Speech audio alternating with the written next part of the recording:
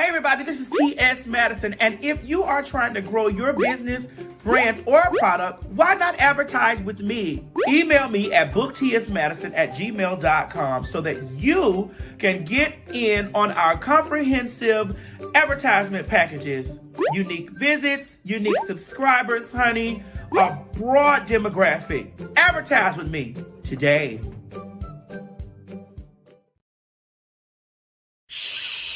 Quit talking and listen. Get over to my Patreon right now so that you can receive some exclusive content from the TS herself. Who you said? The TS. Patreon is filled with one-on-ones, exclusive content, behind the scenes. You can even chat with me in there. Me and you. It's just me and you. So get to www.patreon.com/TS Madison Hinton. And you'll be glad you did. I promise. You ain't gonna have no other choice but to see me because I'm in everything. There it is, you right ain't there. gonna have no other choice but to see me because I'm in everything and everywhere. Ooh. I'm in film, television, streaming, music, bitch, and pornography. Damn. Bye.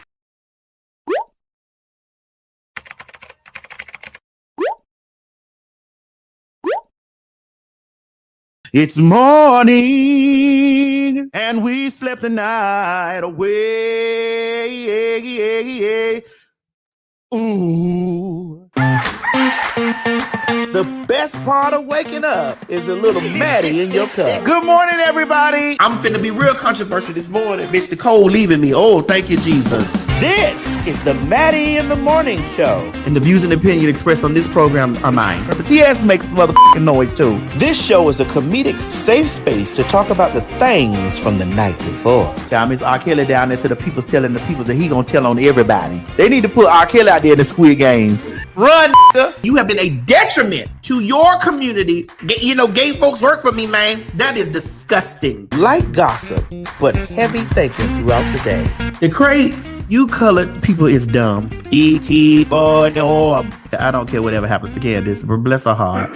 The premise of this show is to be an unfiltered, unadulterated, opinionated show from the perspective of Miss T.S. Madison. We don't all got to get the along, because I don't get along with you, with a lot of you black motherfuckers, because you black motherfuckers don't get along with my black ass, bitch. So respect my gangster right now. The show is filled with regular folks, celebrity guests, and your round-the-way girls, honey. Stop pushing your children away because of their gender or their sexual preferences. I just want to know where you found this wig at. Don't you do this to me. We're both sitting up here looking like women with shortcuts, so don't you ever cut this whole out. We also have Mo, the engineer, who gives the straight perspective. Deuce ties. What the H-E-L-L? This is an LBGTQ show that's curated and created by us for you. I do understand as black people that we have a high rate of things that we need to worry about. We're not going to disrespect her, but we're going to read her. I don't want the government telling me what I can't do to my own body. Right. We are all God's creation, but we are not all his children.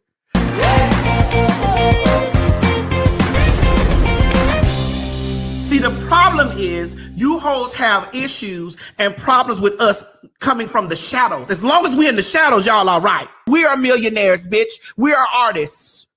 We are contributors to the situation. The views and opinions expressed on this program is just that. Views and opinions. Don't take any of it serious. But I will warn you, viewer discretion is advised.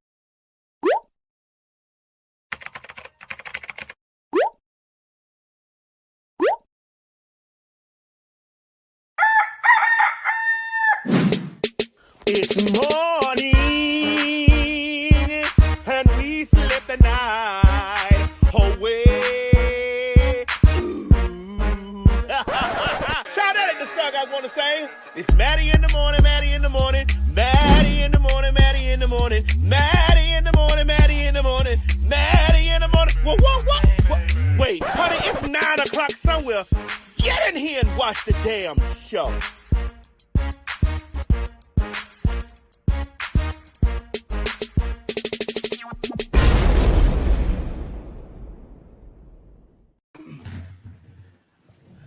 Bitch, we was in here vibing. If y'all missed our live on Instagram, we were really in here vibing to Selena's Now, mind you, y'all know I've been having work done in the house. I was told I was going to talk about that. I've been having work done in the house. I've been moving and stuff like that. And we were just vibing so hard listening to Selena's. And there was just so much stuff. This is what I want to say, right? For me, Mo, because this is the Maddie in the Morning. We're gonna link you pen pals up in the moment when we start doing the because you know we had a complaint from the pen pals. And they was like they don't want to hear anything that me and Mo got to talk about. They only want the No, Fag girl, Talk. they said once Fag Talk start, Maddie in the Morning should end. We shouldn't still be talking about Maddie in the Well, Morning what they're not stuff. gonna do is tell me how to run around here. Well, girl, but see, when the feedback comes back about me, But see, no, we got to sit down and talk. But here's the thing: I've only tapped you on your shoulder about the things that I felt about just touchy subjects and things like that. You know that could, honey. They could do what? I want to always tap you on the shoulder about handling the bag. Like, I don't tap you on the other stuff when they be sending me, Craig is another Kaya. He's going to take over this. He's going to do. I don't send you any of those things because I don't pay any of that any attention. Girl, yeah, they sent it to me too. So I don't pay any of that any attention. I pay that no attention at all. When you start tapping on my shoulder, telling me about what the girls tell me what to do about the Maddie in the Morning show, it's very much so like, girl, I did not tell you what they said about the Maddie in the is Morning what show. This how we. What they said was when I came last time, when Fag Talk But started. this is why Fag Talk is going to start. When we do Fag Talk, we do the intro and all that stuff. It's going to go live for the pen pal. So we going to go right to but that. the last time you kept talking about Tasha K, and they were like, "Okay, girl, that was in." Well, Maddie in I the was Morning. reading her because I was on that type of time. If anybody know me, they know when I start reading, bitch, it may be front of the show to the end of the show. Right. So their feedback was, well, you didn't get to finish the topic that y'all wanted to do for Fag Talk because she kept talking about Tasha K. There we go. So being that I didn't even want to call that motherfucking raggedy muppet mouth bitch name, but since we're here, have y'all found the videos? I've been sitting up. I've been waiting for days to see was y'all gonna tag me and message me that y'all found the videos of me saying that she was transphobic, like me specifically saying that she's transphobic. So I've been waiting because I've been waiting to Cash App. I told you I was going to pay $100 for each video that you find of me stating that this is what she is and this why we will be at. And so because that was my point throughout the video, like I'm waiting. I've been sitting waiting because when I see it with my eyes, and I don't mean AI generated. Right. I mean I don't mean AI generated. I've been sitting here waiting so that I could send so please shop this, put it on TikTok so that the girls could bring back the video. Anytime y'all hoes say that that I do this and this and the other, I'm gonna say go get prove it to me so that I'm the type of bitch. I apologize. Oh, believe me, I do. I apologize. I'm on the century. Because I know I was wrong. And so I sing you this song. Listen, and I'm that type of bitch. That's the type of bitch I am. When a bitch don't accuse me of stealing and I can't really kick your ass, I want to pull the books out. When you done accuse me of something, let's pull out the books. Because if y'all scream out, this where we at, and this where we at because you said, I'm gonna be like, cause I keep a record of, I'm a Libra. I keep a record of all the things. And that's why I was still, because I was angry in that day because it's like, I'm tired of, Craig, here's the thing. I get tired of people lying on me. And not just lying on me, but they say it with conviction in their chest. I know you did it. I know you said it. Well, this is the internet. Mm-hmm. This is the internet. So if it's been done and said, you can find it. We can go find it. Just like that monkey hoe over there in that shoe closet, big fat monkey bitch, over there in that shoe closet, told the world that I put her phone, I posted her phone number and her address. She said that I did these things to her. And I said, this is the internet. So we should be able to go and find that these things are done. Right. Just like you bitches go and dig and scroll and try to find where my name is, where my house is, where my address, you should be able to go and find these things. And so and when you do, I will give you $100 per video that you find. This cuts down on people sitting telling bold-faced, blatant lies on you. When you like, I can stand in the truth of what I said. I called you a monkey bitch, a motherfucking pussy asshole, faggot husband having ass bitch, ugly kids. I said all that. You can go find all that. Cockeyed, retarded. I use all of those words. I use those things. This is what I said. And so you can go find that. But when the children say that I said that this is what they are, I'm waiting because I know that it's not what I said. That's all. That's it. So again, the offer still stands. How long is the offer standing for? Until they find it. The offer still stands that I'll pay $100 per video. And I don't mean AI generated. Right. I will pay $100 for because this just recently started, so it shouldn't be difficult to find. Right. This just recently began. They should be able to just go through your YouTube. Actually, Right. to be honest Because with I ain't delete nothing. you. Right. So All right. Anyway, so moving on. So and post and tag me, and when you find it, post and tag me, and put your Cash App up, because I will definitely send you your $100 per video. Now, we've been in my house working, and I'm almost done with the phase 1 and 2. Phase 3 is when I go upstairs. Phase 1 and 2 is downstairs and on the main level. Phase 4 is when I go downstairs down there. And so my Spanish guys have been in the house, who have been working on the house incessantly, and and What was that word? Incessantly, Huh? whatever it is, you know what I mean. What's it again? Incessantly. Excessively. Well, excessively, incessantly, they have been vigorously working at the house. That's it. That's it. Now that works. They have been vigorously working at the house.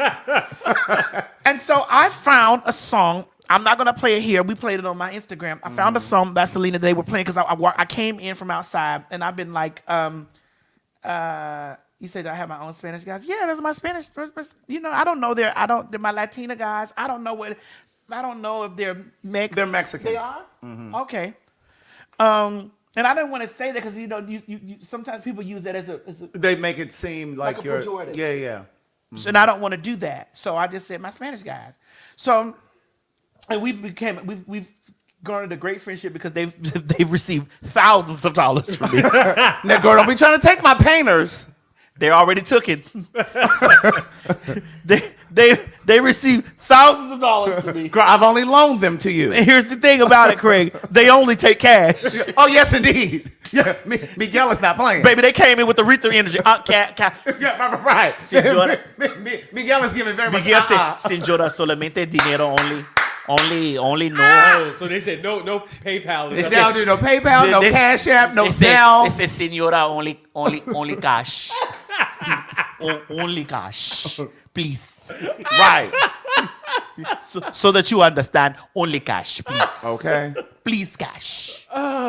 Please, only cash. And I was like, Right. okay, cool. I mean, that's cool. Okay.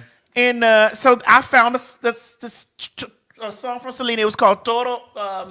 It's the bull. And I'm not going to play it here because I can't play it here. But it's called El Toro Relajo. Or what does that mean? Relejo. I don't know. Oh. El Toro, the bull Relejo. Relajo. Relejo.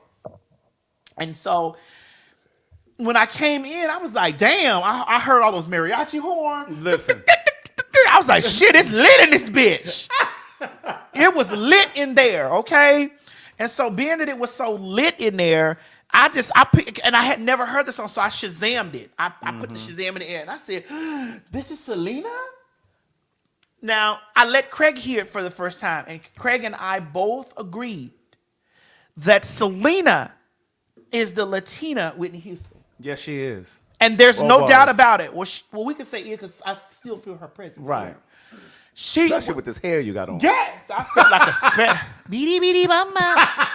Beady beady beady beady beady beady mama. And so she is the Whitney Houston of.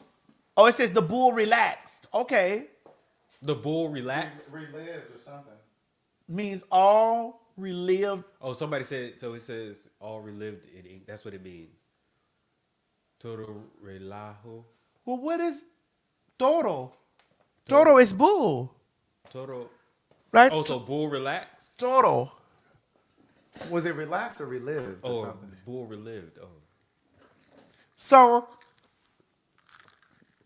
that's in the top of my playlist. Like when I want to get crunk and get my shit started. That's the part. That's at That's the in the top of my playlist. Doro, doro, doro.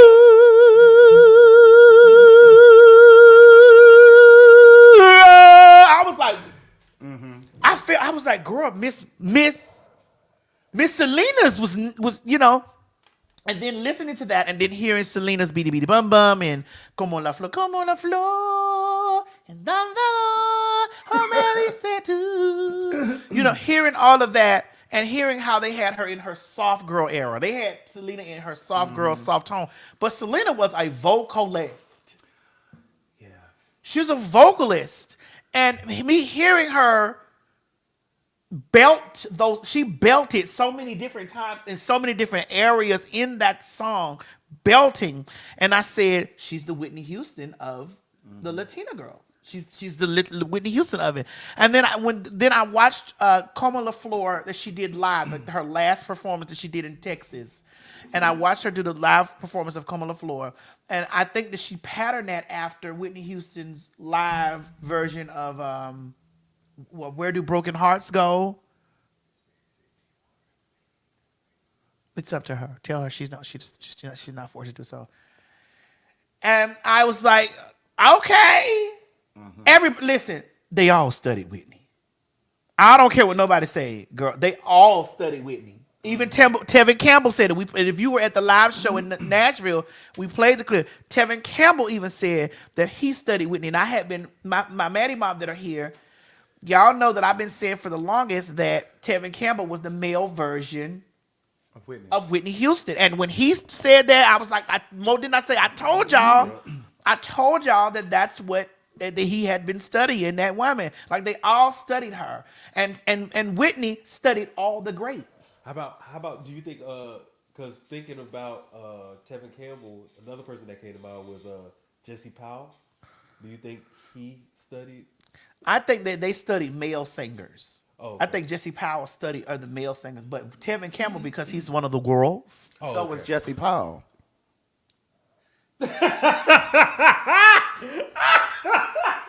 Now, I told you, when I come over here, I only speak true. Now, I know Jesse has gone on to glory, but Jesse was one of the girls. In fact, one of my good girlfriends laid and played with Jesse. I keep telling you I only speak truth when I come over here. I keep trying to tell you that I don't put my mouth on the kids unless I know what I'm talking about. He was one of the girls. We can say it just because he passed on to glory. I mean, we can say it. Oh my Luther Vandross is one of the girls. I mean, he went on to glory too, but he was one of the girls. He was from Kansas City, Missouri. Girl, we haven't even started Fag Talk yet. I'm sorry. We're still in the bad. I'm sorry. We still in the bad. I'm overstepping. Girl, I'm sorry. We ain't even started. Oh my God. I'm sorry. But I let you get your thought out. You see that? I'm sorry. Can I get a refill, please? Yes, you can. Look, can you L. Varner me, please? I can't. Oh my gosh. Is it so that you can crescendo? Yeah, please. Oh God. Craig came and corrected that whole. Okay. You're not gonna just put Tevin Campbell out there in the middle of the street by himself. Jesse was out there too.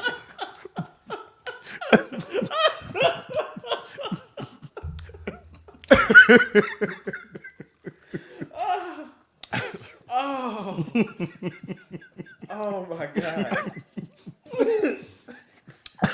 We're gonna stop letting these people hide in the closet now. Come on up out of there. Come up out of there. Somebody wrote the cover, how did he pass? No, we're not doing that. We're not doing that. Y'all not get me, what y'all not finna do is get me tied up. I was tied up in that stuff for weeks. Right. Listen, I'm not doing that. My God.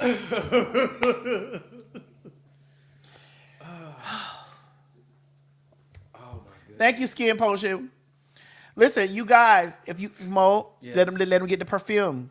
They gotta get the perfume. We are still running the 20% off, and because we're about to launch the new bottles, the new things. So get your perfume. You may get the new wave that's coming in because I got a new wave of bottles, new labels, new packaging and stuff. Run this across the screen when you get your other phone because I know y'all got 2 phones, one for the club and one for the thugs. 2 phones. Use Maddie20. Maddie20. That's MADDIE. Yes. Maddie20. Maddie20. Okay, to get 20% off at checkout. Girl, this child done threw me all off. I was over here saying,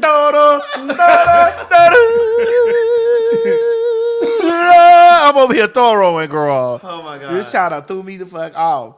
Also, ladies and gentlemen, get your tickets for the live show. You can get your tickets when you click on it. You can also run your phone across the screen to get your tickets. Now, mind you, the tickets are available for any date that you choose. But the first date that we're going to be loud, live, and in color is April 24th. I wanted to say this is the first date. Okay. April the 24th. We will be loud, live, and get your tickets to come on down. Come on down. Now, Craig, we got to talk about how we're gonna do because this is not the regulars. This is a residency, so we got to give the girls something that they can special. feel. Give them something they can feel, honey. So that they know that it's mighty, mighty real. That's right. Okay. Yes. Also, if you want to be a sponsor, hold on. I don't know what I'm doing, but we over here. Oh, no, I was trying to get another, because that one is still blurry. It's all right. We'll get a new one for you, baby. They know that they're going to go to fagtalk.com. We want to see the comments, what they saying. Sorry. That's all right, baby. That's all right. I'm going to get to you before I get on to Fag Talk. So you say you'll be in Chicago? It's okay because listen, if you can't make it in April, you can come in May. If you can't come in May, you can come in June. You can come in June. You can come in July. Mm-hmm. We have we're at home. This is our home. Where are we, girl? We're at home. This is our home. This is our home. Speaking of home, Mo, you got one more motherfucking time to tell anybody my tea. And you're gonna have to show me that boxing degree you got over there at the Nigerian university. Let's not go through this. We ain't gonna go through it. You. I just don't feel like that there is any reason why you need to tell those people my tea. I'm telling them about you and your accomplishments, and when I tell them about your accomplishments, it comes up. Who he tell? What he tell? Child, them men was over here moving my house. There was only one person I told. First of all, But that's all it takes. It's one drop. It's called viral. Right. What he say? Honey, that I was a trainee. that's not what I said. That's a lie. Now I told you that these men gossip more than women. That's Went out there and told all those Nigerian men. Went out there and told all those Nigerian men that I was a trainee. Maddie, why you lying? Said, listen, I go over. I want y'all to know I go over to her house. And he was nice to still call me her and she and her. But he did let them know that I was a trainee. I goes over there and work for her. But I just want to let y'all know that it's nothing like that going on. Just in case That's not what I said. That's not just in even case what I y'all said. Google I don't say that. and find out that she has titties at the top, dick at the bottom. I'm not in bed doing any of those things. That's not true. give it very much. I'm calling her Maddie, but it's really Miss Tim. It's Miss Tim. That's exactly what he called me. He said, that's exactly what he called me. I just want to let y'all know that that's Miss Tim's house. That's Miss Tim. That's Tim's house that I Why are you go. telling these folks lies? That's Miss Tim. And you know, Mo, that is not the correct way to be an ally. Well, listen. That's not the correct way to be an ally. Let me send out a smoke signal to all of the trainees listening. Come to the house and whip his ass when he get off That's work. right, because that's what he gonna do to y'all.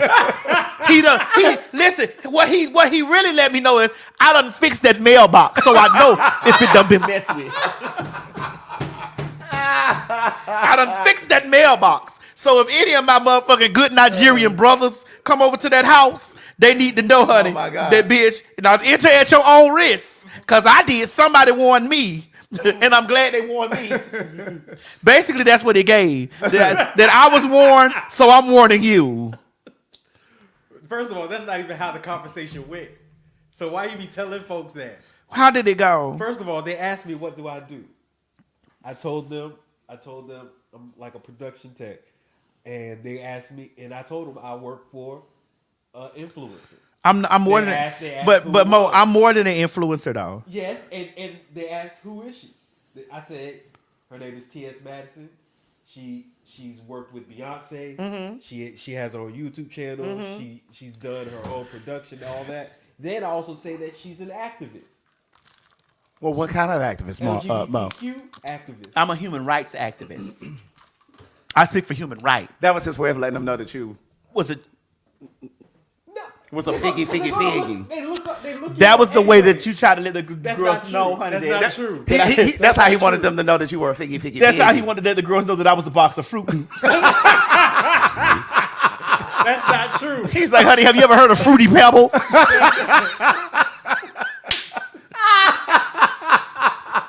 That's not true. Have you ever heard of Fruity Pebbles, son? Well, that's her. That's her. Her downstairs. Her downstairs. I wasn't even thinking like And that. to top it all off, just call her Toucan Sam. Because she does have beacon bird. Oh God. In fact, give me your phone. You got bigdickbitch.com. Let me let you know. That's her. That's her. Because she definitely has beacon bird. Oh God. She's definitely in the possession of the two. Beacon bird. But I got you, Mo. Don't worry. Maddie, really? It's not even. Because when that black one came in there, Which one? that one that's your cousin from, because it was three different nationalities that came in there. They were all African. One was African American. One was Ghanaian, and the other was Nigerian. But they was all some sort of African, black African. Mm-hmm. And they were all prepared when they came in the door. Give me the fucking soda. That's not what he said. Why you mean, Maddie? Give me the fucking soda. He said, do you have? He most likely said, do you have soda? Do you have soda? And then you might have brought. I said yes. Give me the fucking soda. And from what I heard, you brought him a Coke Zero. I did. And he said, No, I don't want it. No, I don't. I don't want that. Give me the fucking soda. Give me the fucking soda with sugar. What? I was like, well, honey, you know I am give me the fucking soda with sugar. I am known to be Splendor. I've told men many times. I'm that artificial sugar. Once you get some of that artificial sugar on you, it's bad for you. It gets on your brain and it don't never come out. Got to watch how you take that Splendor in. I was like, I can give you a little bit of Splendor in there. No, I don't want it. No. Give me the fucking soda. Because I told you he's sugar. He has to have sugar in his system or he starts to crash. That's why he asked for sodas. I told you he does that to everybody. So you knew when I said, he said, give me the fucking soda. I knew he asked for a soda. But then I was like, what's wrong with your foot? Why you walking like your foot hurting? And here's the last thing I said. I said, honey, y'all move fast. He said, because we African. I said,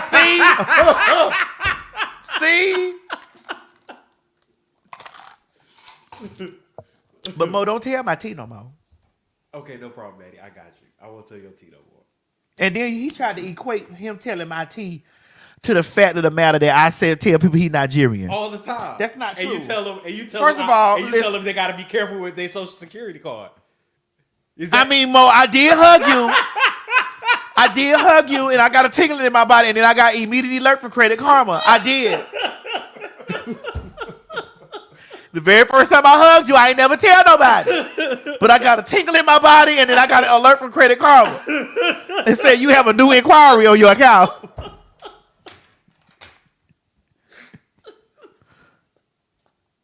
But that's supposed to be between you and I. It is, but okay, but you tell everybody. listen, that. it's okay. They all know you know Hush Puppy. We done been together too long. They know you know Hush Puppy. Give me the fucking soda. Anyway, ladies and gentlemen, so but that's the type of relationship that I have with Mo, and Mo, listen. Here's the thing. I don't care about nobody knowing that I'm trans. I actually, this is how we're gonna segue into Fag Talk. Yeah. I don't care about anybody knowing that I'm trans. I stand proud that I'm trans. I stand in me being a trans. I'm 100%. If you go and follow and see me talk on any interview, any place, anywhere, you'll know that I'm 100% heterosexual, transsexual. I talk about me being trans. I talk about me being a preoperative, and not just a regular trans, a preoperative transsexual, meaning that I have. Hold on.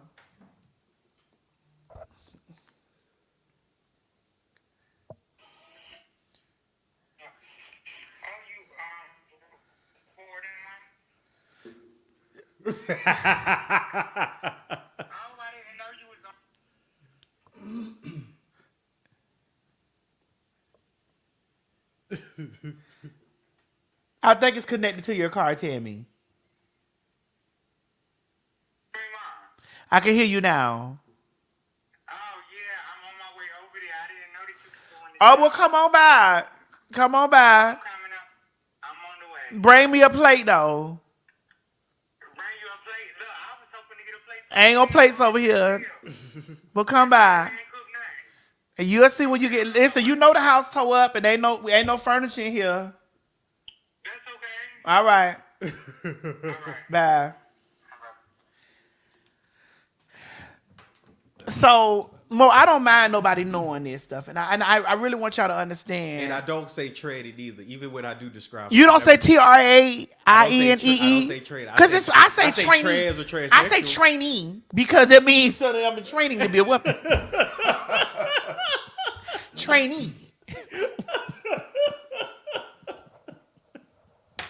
I don't know. Just saying that word, it seems derogatory. I don't know why. Trainee? No, the other one. Tranny. Yeah. I mean, I made lots of money off that, so it doesn't bother me. And like when people try to use that as a way to read me or come for me or whatever, I don't. That shit don't like that's calling me boy and all. That's I'm like, girl, y'all. Now when I hit y'all about y'all cubicles, y'all in.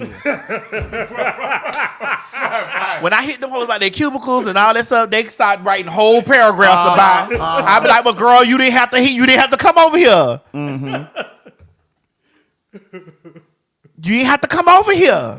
Now, when I hit y'all about to going to work and all this stuff, they go to talk calling me elitist and all that. Right. But I'm like, girl, you can't think that you're going to come and insult me and then insult me with the truth, because the truth is I am a trans woman. The truth is I was born male. That's the truth. But you don't think, and the truth is you do have to go over there to your cubicle. And I don't. Why is it now? And what's funny is I never say stuff like that. Oh, I do. But yet they tell me I'm elitist. I never say stuff like that. Oh, I do. I hit them right there. I guts punches them right there with the truth. Yeah. Baby, I am T.S. Madison. I fly all around the universe and beyond, bitch, because my name is Transsexual Madison. Because my name is Transsexual Madison. So you're not hurting my feelings. I feel it in my spirit. Somebody just learned what the TS stands for. Transsexual Madison. Mm-hmm. So I lead in the name with that. And so, that don't bother me. You say, I'm a corporate baddie, but baby, I don't do cubicles. Listen, but Jay Scott, I ain't talking about you. See how you on here being real good and sweet? I only gut punch those hoes that need to be gut punched. I'm not going to gut punch you if you don't ask to be gut punched, but now if you ask to be gut punched, I'm coming with everything. All the ammunition. I mean, I'm just coming. And here's the thing. You better have your page locked. Because before I respond to you, I am going to be on your page looking through all of your photographs. Doing research? Yeah. That's why my reads be so swift like that. I am going to find that video or that picture that you got up, and I'm going to be looking at your background like, you read in my house and your house is this? Oh, I'm gonna ask you. Are you seriously reading me? And you have a room? Okay. And I'm gonna go with what you said. Oh, okay. You got 2 rooms in one. You okay? Oh, okay. Anyway, and with all of that being said, My God. I gotta say this. I don't know if any of my transgender women sisters are gonna like this, but I'm okay with being separate. I'm okay with it. I know everybody's interested in blending and this and the other and all that type of stuff. That's great because I don't mind walking through daylight because I know I'm daylight. Craig, we go everywhere. You ain't never had no me get clock problem. Right. Only time they get this some clock shit is when this is like, hey, TA. Or if it's something like, yeah. Something like that. But other than that, I'm not pushing through and there's no commotion or no riot because I was born male and it's like, oh my God, I'm this standout, this thing like that or whatever. Mo, we've traveled we've traveled in and out of the country. In and out of the country. Yep. No issues. No issues. Men be hitting on me and every motherfucking thing all around. Hey, that's your girl. No, I don't know him. No, I don't know him. Move, Mo. Move. Before you slip up and tell these motherfucking people. She's a trainee. I'm not going to do that. Move, nigga. Get out the motherfucking way. You don't need me to alley-oop you? No, I don't need that. If you're not going to be on my arm as being my nigga, don't block no nigga from being on my arm to be my nigga. Move out the way. Shit.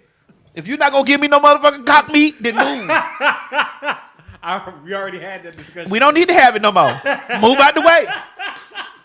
I don't need to have that conversation no more. I don't. Because I'm not dying to throw him. But again, I don't mind for us having bathrooms of our own. I'm okay with it. Like when I stand up in the room, I don't want to be I don't want to look like everybody. I just don't. Right. I just don't want to. I didn't become this to be everybody. I became this to be me. And when I go around, I see people standing outside of the bathrooms because they don't want to use the bathroom that says a family room, or there's some bathrooms in California now that says unisex or transgender or whatever. I've been in places, I'm like, oh, okay, so they got it. I walk right in there proudly, throw my hat.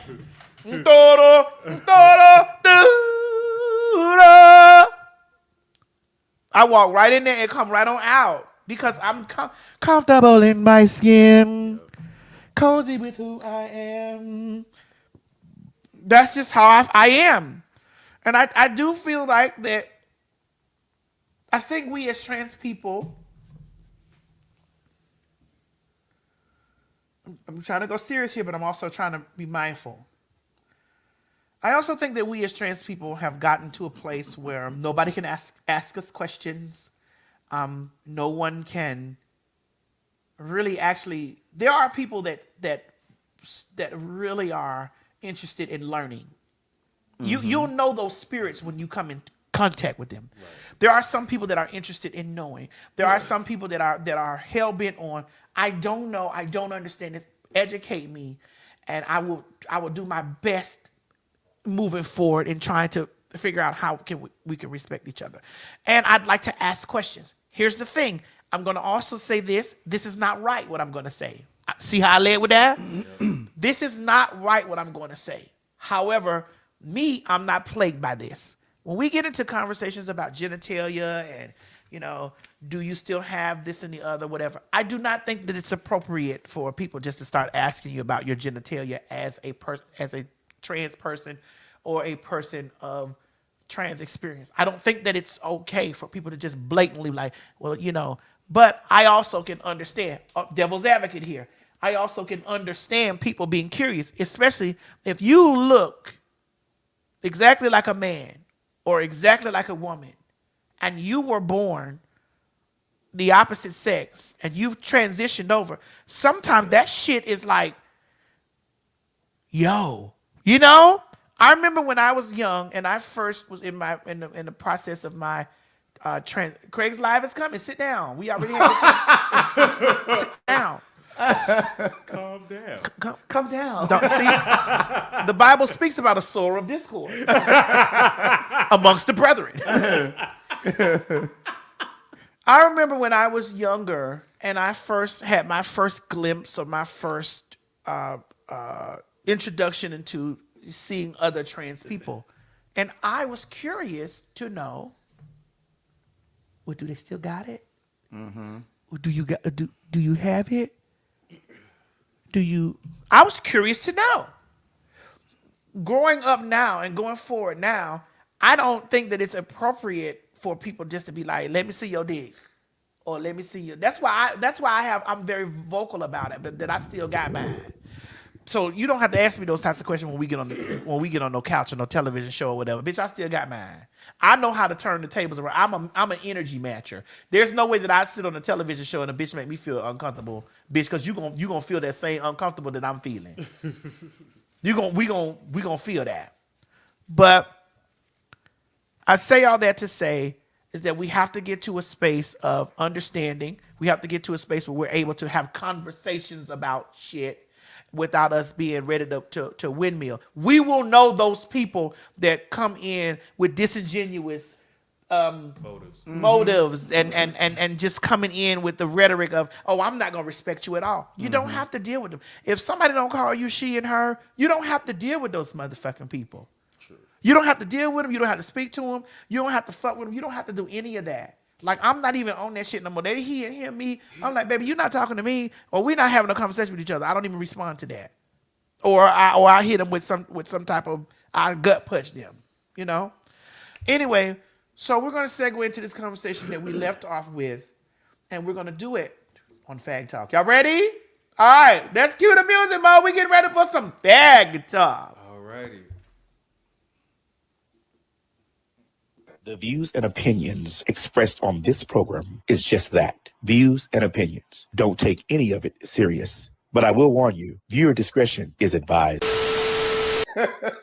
Ladies and gentlemen, get ready for some Fag Talk. You met me as me. Yes.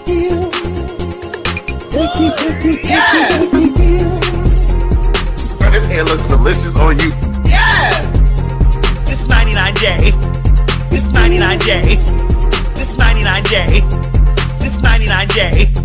This 99J. Yes! Do you have what it takes to be a fag? Oh, honey, you know you do. We all do. I'm most definitely a popular, hot-ass gossiper.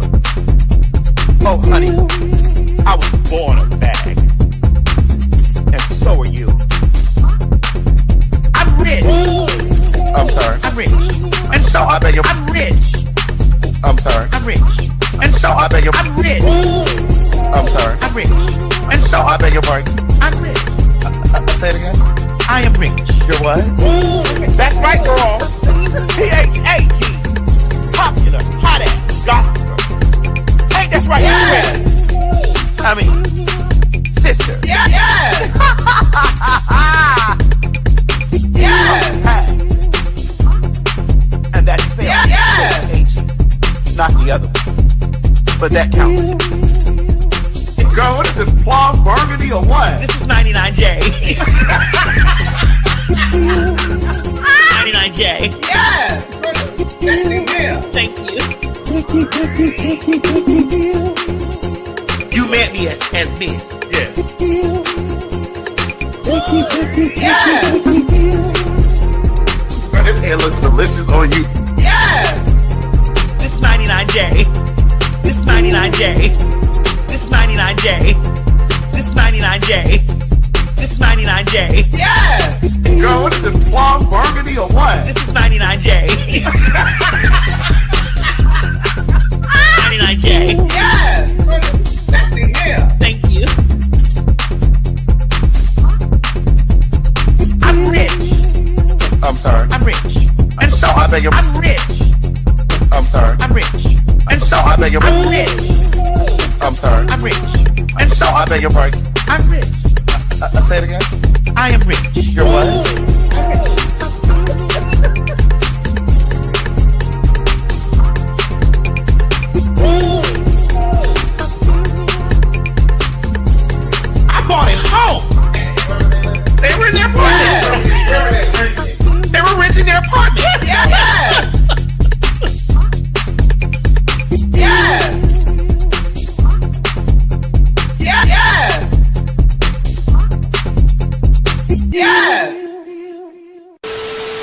And stop worrying about The faggots. right. Yeah. We ain't going nowhere. Oh my God, today.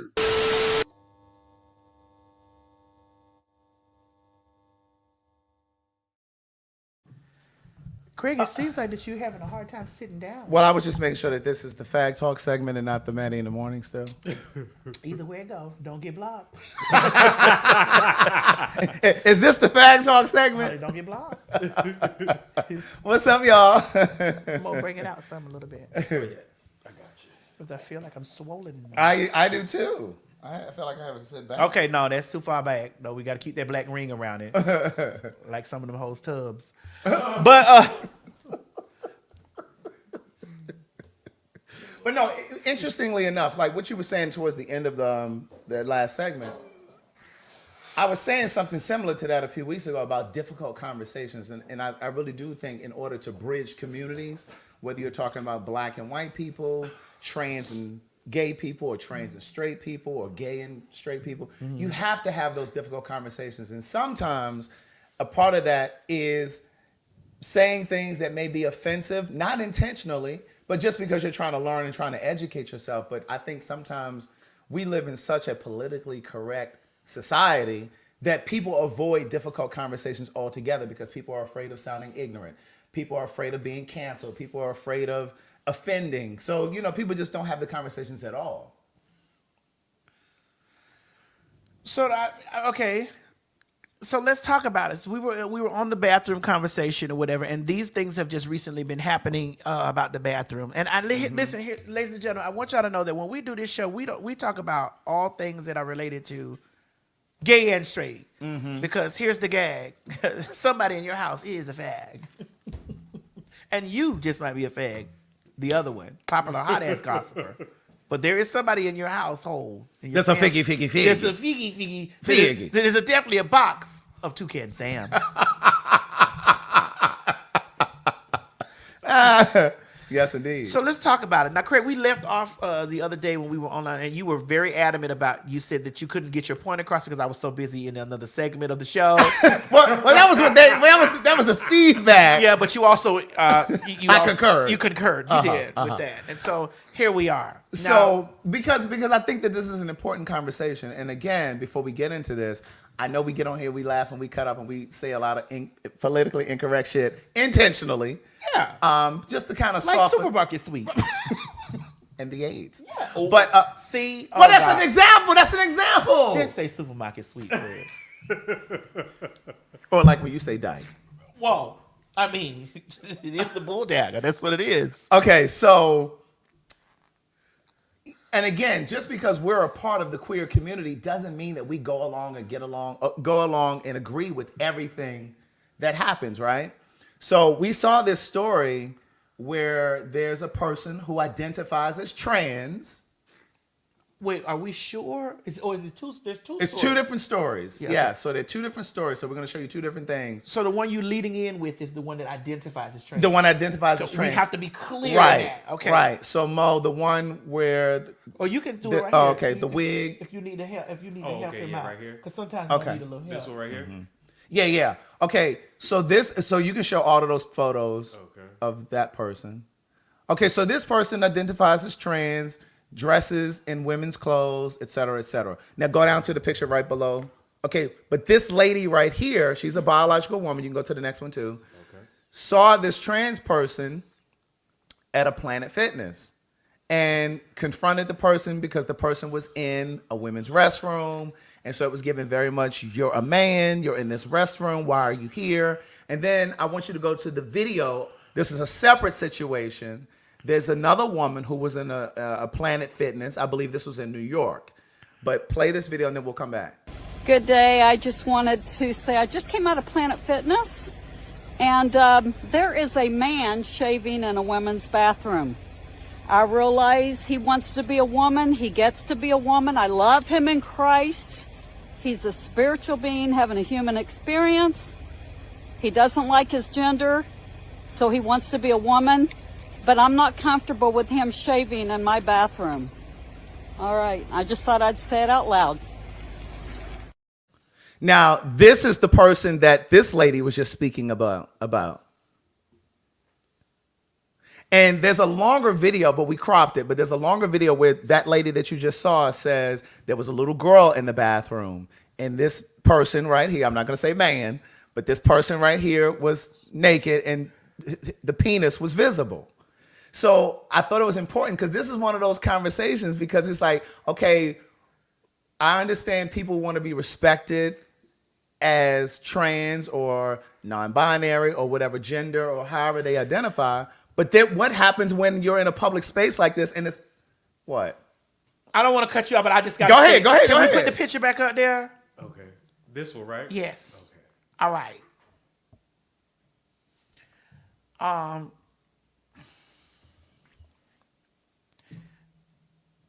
I'm 40. Let me start. Let me lead in with that. Okay. I'm 46 years old.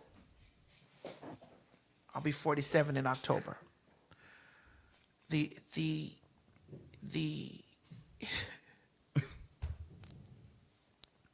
goal behind transitioning in my day and my time was not to give this.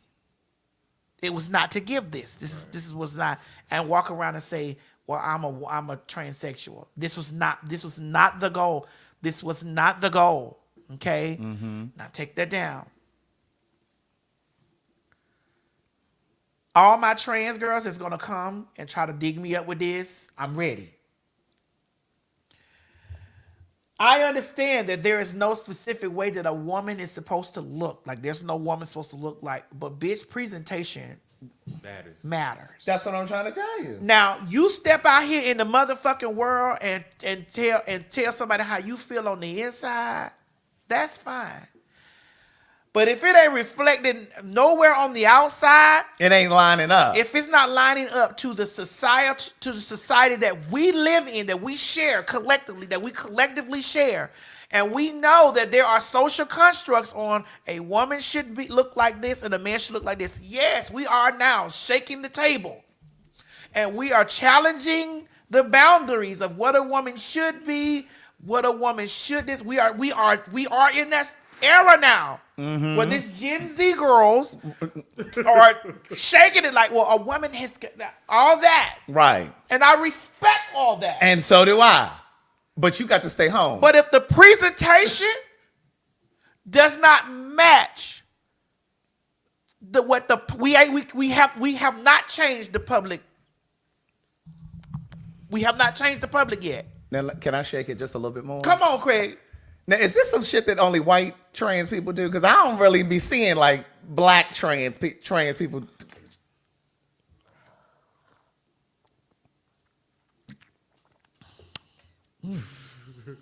Can I get a refill? Yes.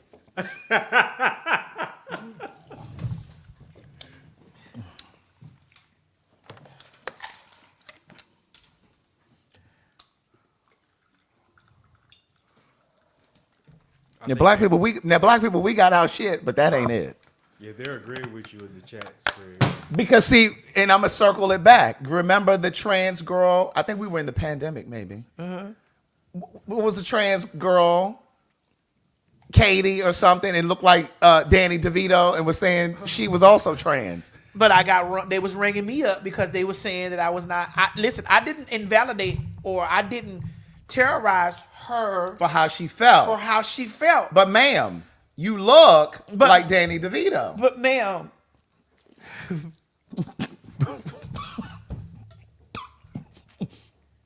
Can I get a paper towel? I mean, I was looking for Rhea Perlman. You know, his wife. Danny, is Rita somewhere in them?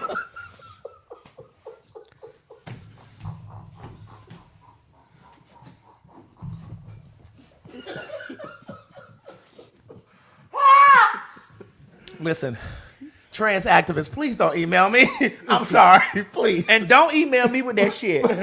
Please don't. Because I'm from we're both older and we're from a time and we understand and we respect everyone's identity. I respect everyone's identity. I respect everyone's being. I respect that.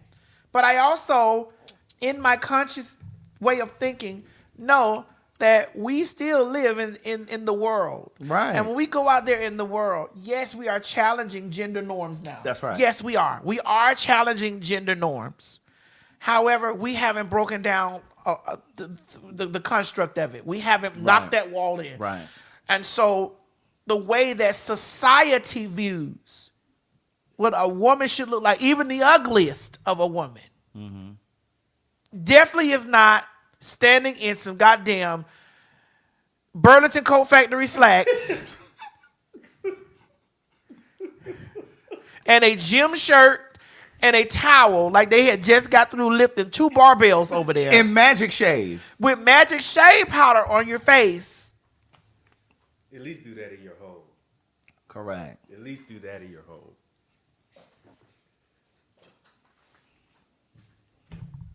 We are not in the space now where we have broken it down to the area where we can just walk in the women's bathroom doing that. Right. Especially not during this political climate that we're in right Correct. Now, Because the first thing that they're going to say is they're a pervert. now, would this have been okay in the women's restroom? now. I mean, I would respect that more. if Miss Mary was in the restroom and this person I'm- walked in while Miss Mary is in there Craig, changing. I know. Listen, if we, Craig, see, I'm just asking. you about to make me do this, and I don't want to do it. I'm just asking. Go ahead and do it. If we let if Miss Netta, Huh? if Miss Netta can go forth, I'm just back to this. If Miss Netta can walk through and everyone is in a confused state about Miss Netta, we can allow this person. I'm sorry. But even Miss Netta is more convincing than this person. So I'm just saying, like, So you don't think Miss Netta and that person right there share the same type of womanhood? I'm saying if Can we? what? What happened? I need to see these photographs again. Oh, sorry. No, go ahead. Go ahead. And the other one. And the other. This one. Yes. I mean, what I'm saying is, Miss Netta be out of her kitten heels too. And she be in her dress. So, yes, I would see them both in the women's bathroom. Now put that other person up. I was going to say something, but put that other person up there. With her? No, the other one. Oh, this one? No. Which is the other? Oh, this guy. Oh, I'm sorry, this person. Sorry, I apologize. Now this is definitely a beat up version of Liza Minnelli. It's Liza with a Z. oh God, oh my God. It's Liza with a Z. Nothing S. Liza with a Z, nothing S. Because Liza with a Z goes not S. It's Liza with a Z, not an S. Because Liza with a Z goes Z, not S. That's Larry, okay? that is Larry standing right there. And I don't know how else to look at that. I don't see the same when I look at this other person. I can honestly. Okay, so the other person is dressed in a kitten heel, a little sequins There's number. more presenting. It's more presenting. I wouldn't say presenting. Craig, That's a stretch. Craig, stop it. No. What I'm saying Stop is, it. Madison. Stop it. What I'm saying is, I'm not saying that this person hasn't begun their transition. I'm not saying that this person may not be using HRT. I'm not saying any of that. But what I'm saying is, that looks like a person who's just in women's clothes, like a cross-dresser, as we used to call it back in the day. So if that person was still in the women's restroom, if my mother was in there, Gladys Christine would be like, who is this man in here with this little Dora the Explorer wig on? Would she do that for Miss Netta? But see, I think my mother would probably think Miss Netta was a miss. I would have thought Miss Netta was a miss, Miss Netta was a but miss. a miss on that level. But I don't think Where's the other? Did you delete that other picture, Mo? Because I don't see it. I don't Where's think the other picture? I don't think any of our mothers would look at this person with that Dora the Explorer on and think that was a that woman. one. This one? Oh, this one. No. Yes. That. This one, yeah. This is Liza with the Z, not the S, because Liza with the Z goes nuts. Now, I could see Gladys tearing this one up in the bathroom. I think Gladys would tear that other one up too, Miss Gladys would definitely turn this one up. for sure. Miss Gladys would tear this Miss one Gladys up. would peel this one's caps back. Period. Miss Thing, what are you doing up in here? Miss Gladys would have hit that girl right there Yes, indeed. with one of those lines from motherfucking goddamn Bringing Down the House. Yes, indeed. What are you doing in here? Yes, yes. Bring it down, Mo. Okay. I'm definitely Miss Gladys would have hit her. What are you doing in here? Whew. Well, Here's the thing, trans women, upcoming trans women, we know that HRT and transitioning is very expensive. We know, all that live in me, we know, because this is my experience. We are living in a time now where every piece of literature, every piece of video, every piece of instance that people can use it as a political ploy against us. We are just in critical times. And you identifying as a trans person, walking into a bathroom, I just don't think that person identifies as trans. I don't know. Do we have more? Do we have a statement from that person? no. Because it gives man in the bathroom nuts and dick out. Why do you let's be perfectly clear here. I am a trans woman.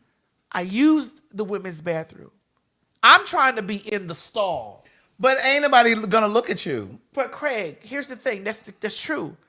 I'm trying to be in the stall. Why are you trying to be undressing in front of other women? At the vanity. And shit, like, why are you trying to do this?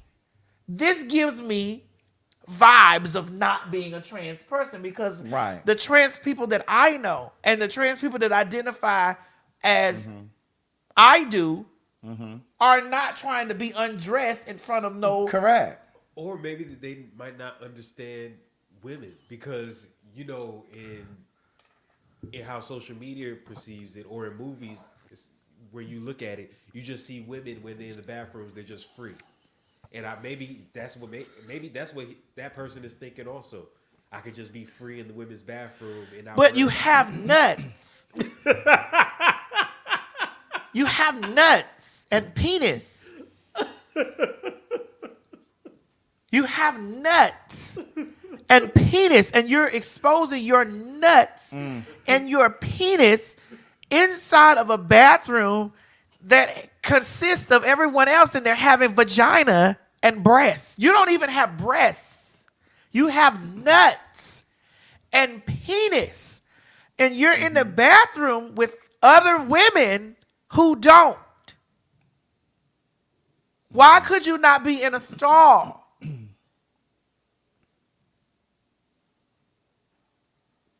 Why could you not be in a stall? You're not as free. You know, I don't give a fuck what you identify as. You know, when you're naked, you're different than those women in the room. Right. Yeah. You know this. You know when you are naked.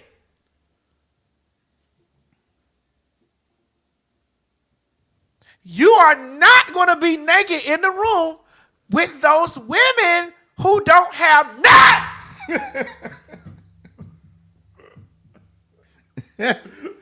Oh, God. You just will not. So I just, and I'm so tired of it. And as a trans person, this stuff begins to get attached to me. Yeah. And then they attach this to things like pedophilia. Yeah.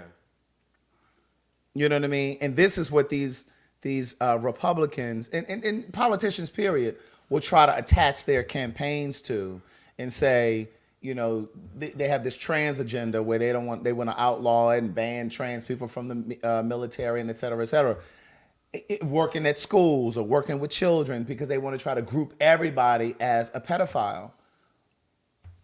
But someone said it in the comment section, he was a perv, or they were a perv trying to pass as a trans person. And that's what, And I do believe that. I believe that happens too. Yeah, I believe some of believe these so. people don't even identify as trans. They're just trying to pull one over. exactly. Because you remember we did talk about the alleged trans person that went to the women's prison and he started impregnating prisoners. Right. Yes. Stuff like that. So yeah, I totally agree with It's just it doesn't do our cause It does not. Any any justice or any good. It does not. It does again, And let me just say this. I want to go out on a limb and say this. I think that this is just an example, since we're talking about the trans issue, but there's an example of this in every community, where you're talking about the black community, where you're talking about gay men or whatever. But this is why I think it's important for trans people, trans men and women, to come together. Yes, it is important in terms of pronouns and all that. All of that is important, but it's really important for you all to come together and really look at the larger issues, because they're really trying to phase you all out of more important things. That is And I correct. think you all are arguing and debating about pronouns, and I'm not saying that it's not important, but while you all are down here arguing about that, they up here really removing your rights, and you're not paying attention to that because you're down here fighting about these other things, these less important things. yes, and that's why I think that women on all levels need Correct. to be, because once it affects one marginalized group, Correct. it affects all. Correct. Now, since we're still in the trans conversation, yeah, are you done with your? Because Oh yeah, I'm done. You done with that? Yeah, yeah. I have to check in with you now. No. You finish your thought with that? Yeah, I'm finished. She love what she love. Mo, delete all that shit. Delete that shit. Everybody, I just want you all to know that I share the feedback that you all gave, and this is the result. It is, but we're being very respectful. Yeah, we are. You all said that she cuts me off and I don't get a word in, and da. So she's really being mindful. Yes. Because since you pen pals jumped up over here, I'm like, girl, don't come over here. It wasn't just pen pals that said it now. Maddie Mob ain't tapping me on my shoulder about that. They tapped me. Okay. They said, "Can you tap her and let her know that?" Well, then they're truly pen pals. Did we delete the stuff? Yes, we did. Great. All right.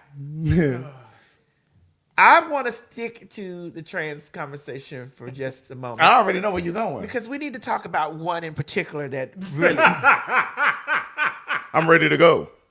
Hi. Let's go. Let's go. Lamar Odom and Caitlyn Jenner team up to launch a new sports podcast.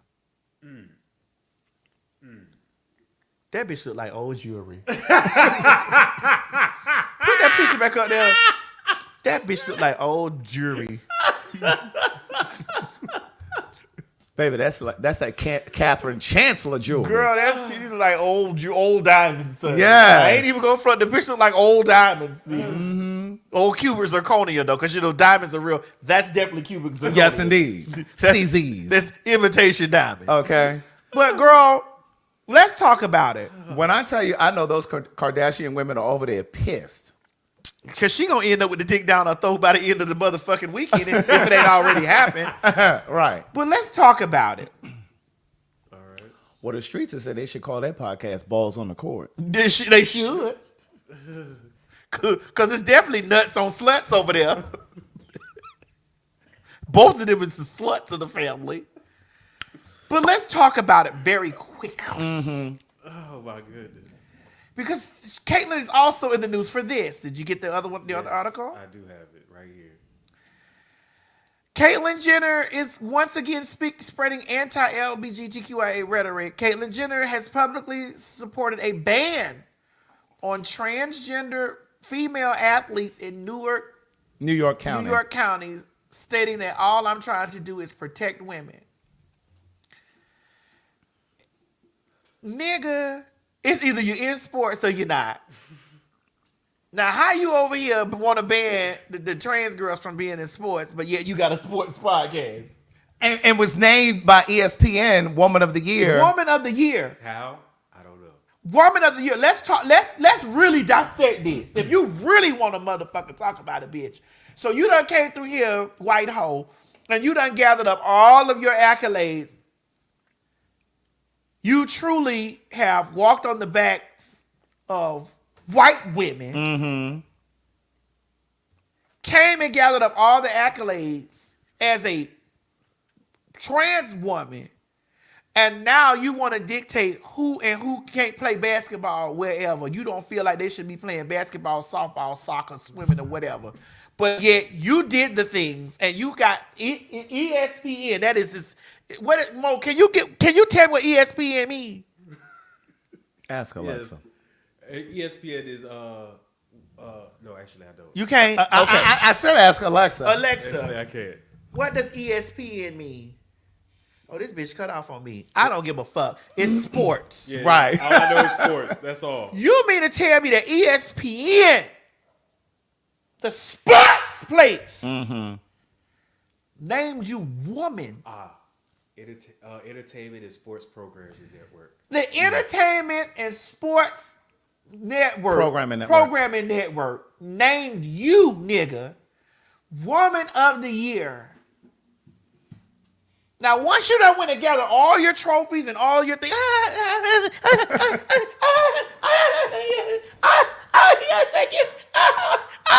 we don't want no more of you trainers in here. And when she won, was she also in an altercation with a vehicle accident? When she killed those people in that car? Yeah. And then she got her TV show? Yeah. That's how that works. So you mean to tell me, I want to lay my ESPN Sports name your nigga ass Woman of the Year. And now, because I'm not mad at your views. I'm just mad that you occupied those spaces and you came in there and snatched up all that shit. Why they didn't give it to Serena? Okay. Venus. Somebody more deserving. Why didn't they give it to Maria Navratilova? The first dyke. Why they didn't do all the things? And you come in after you have had your nuts clipped. Now, we don't know if she did. That bitch gonna have her nuts clipped. Bitch, this what that bitch look like in a dress. Bitch, you done went down here and you have a blank space. Looking like a Barbie. In your panties. Looking like a plastic Barbie doll.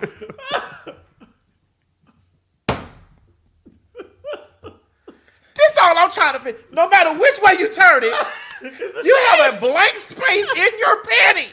Tweets your legs. Oh, God. You are a Malibu Barbie. I think that's where that accident happened. It was down there on the PCA. In Malibu. Right. Pacific Coast Highway. You have become a Malibu Barbie. Done went in, gathered up all the things that you can gather, and now nobody else can do it. Now here's how I feel. I just told y'all. I was just going to say, to be fair. To be fair. I just told y'all last week before we left. I feel like that the trans people can have a league of their own. A trans basketball league, a trans football league, a trans baseball league, a trans tennis, whatever the fuck y'all want to do out there in the sports. I don't want to do none of it. I like to watch nuts go up down the field. I like to watch real niggas run down the field. We're going to have to watch some real sports together, Maddie. We can. On Sunday. Don't be shocked when I know one or two. of the players. Right. In all genres. But Now that's the conversation they don't want to hear. But at all. But I'm okay with that I'm okay with that happening. Because people are not in a space yet of understanding that if you're on hormone therapy for a long period of time, right? Like Jazz, like my niece Jazz. Jazz ain't got Jazz. There are some women that would motherfucker. This is why we go into the conversation we had last week. That will Tonka truck Jazz, will slam Jazz on her neck, whoop Jazz ass in UFC fighting. There are women that are physically bigger, stronger, and more solid than Jazz, who was born male, that is trans, and has had the full operation surgery, that if she decided that she wanted to become a UFC fighter, that them bitches will stomp that whole neck loose. So we had a conversation on the phone last week. We were talking on the phone last week, and we were saying we were going to talk about this. This is where we were talking about transitioning. When is it too soon? The benefits of transitioning. Wait a minute, early. wait, Craig. I gotta cut you off right here. We're gonna do it. What? So Rita said, but Caitlyn only played against bio men. Then if that's the case, she had no business being woman of the year. Correct. She should have been man of the year in her dress. That's the point that we're That's making. the point that I'm making. If she played against bio men, great. But then she should never have walked away. We were all hot about this bitch walking away with woman of the year. All of us. What was Caitlyn's name before? Bruce. Bruce, yeah, Bruce. It was Bruce that went against those correct players, not Caitlyn. Right. So that's the difference. So what we were saying on the phone last week was the benefit of like a Jazz of transitioning early, because I don't know how old she was when she transitioned, but she was young. 7. Okay, so Madison's point is she's not like a biological male because she transitioned at 7. She had already started doing the HRT and all that stuff. So in that instance, that's kind of like an exception. Maybe a trans person who started transitioning at 7 could play in sports with bio women because they're kind of the same because they transitioned early. But then Madison was saying, I didn't transition until later, and there are things that I have to do now because I didn't transition earlier, transition sooner. And so that was a whole nother conversation, but it becomes so... Yes, Cindy, you can share it. Yes, please. What's that? She said, is it okay if she shares my live? But it becomes so... It becomes sticky because there's so many different circumstances, right? I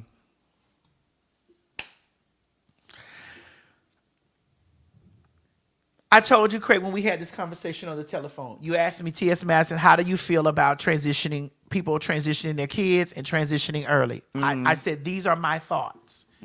I said, I'm in a conundrum. Yeah. Because one, I've already lived the experience of being a teenage boy. That's the last time I I lived all the way up to a teenage boy. What were you, 16? 17. 17. That was it. Yeah. After being a teenage boy, that was it. Yeah. I understood where I wanted to go in my life. You understand what I'm saying? However, had I had the opportunity to transition early with me knowing where I am now and where I am in my life now, I would have loved to have been able to do that so that I could have stopped some of this hair growth on my back and titties and shit that I got to go to laser for now. Had I had transition early, all of that would have stopped. It would have nipped it in its bud. So this is where I'm on a seesaw with it. I can't give you, if I was asked this question, on a public platform, the exact answer you would get is, I had the opportunity to live to a teenage boy. Yeah. And understand that, okay, that's it. And so when people think, I need you to give me some energy. When people think that they're reading me by saying certain things, I'm like, I have embraced. That's why when they say, Madison, you fight for the LGBTQIA community and you fight for gay men too. I'm like, because I had the opportunity of having that lived experience of being a gay man. Yeah. But I always was a woman, though. Yeah.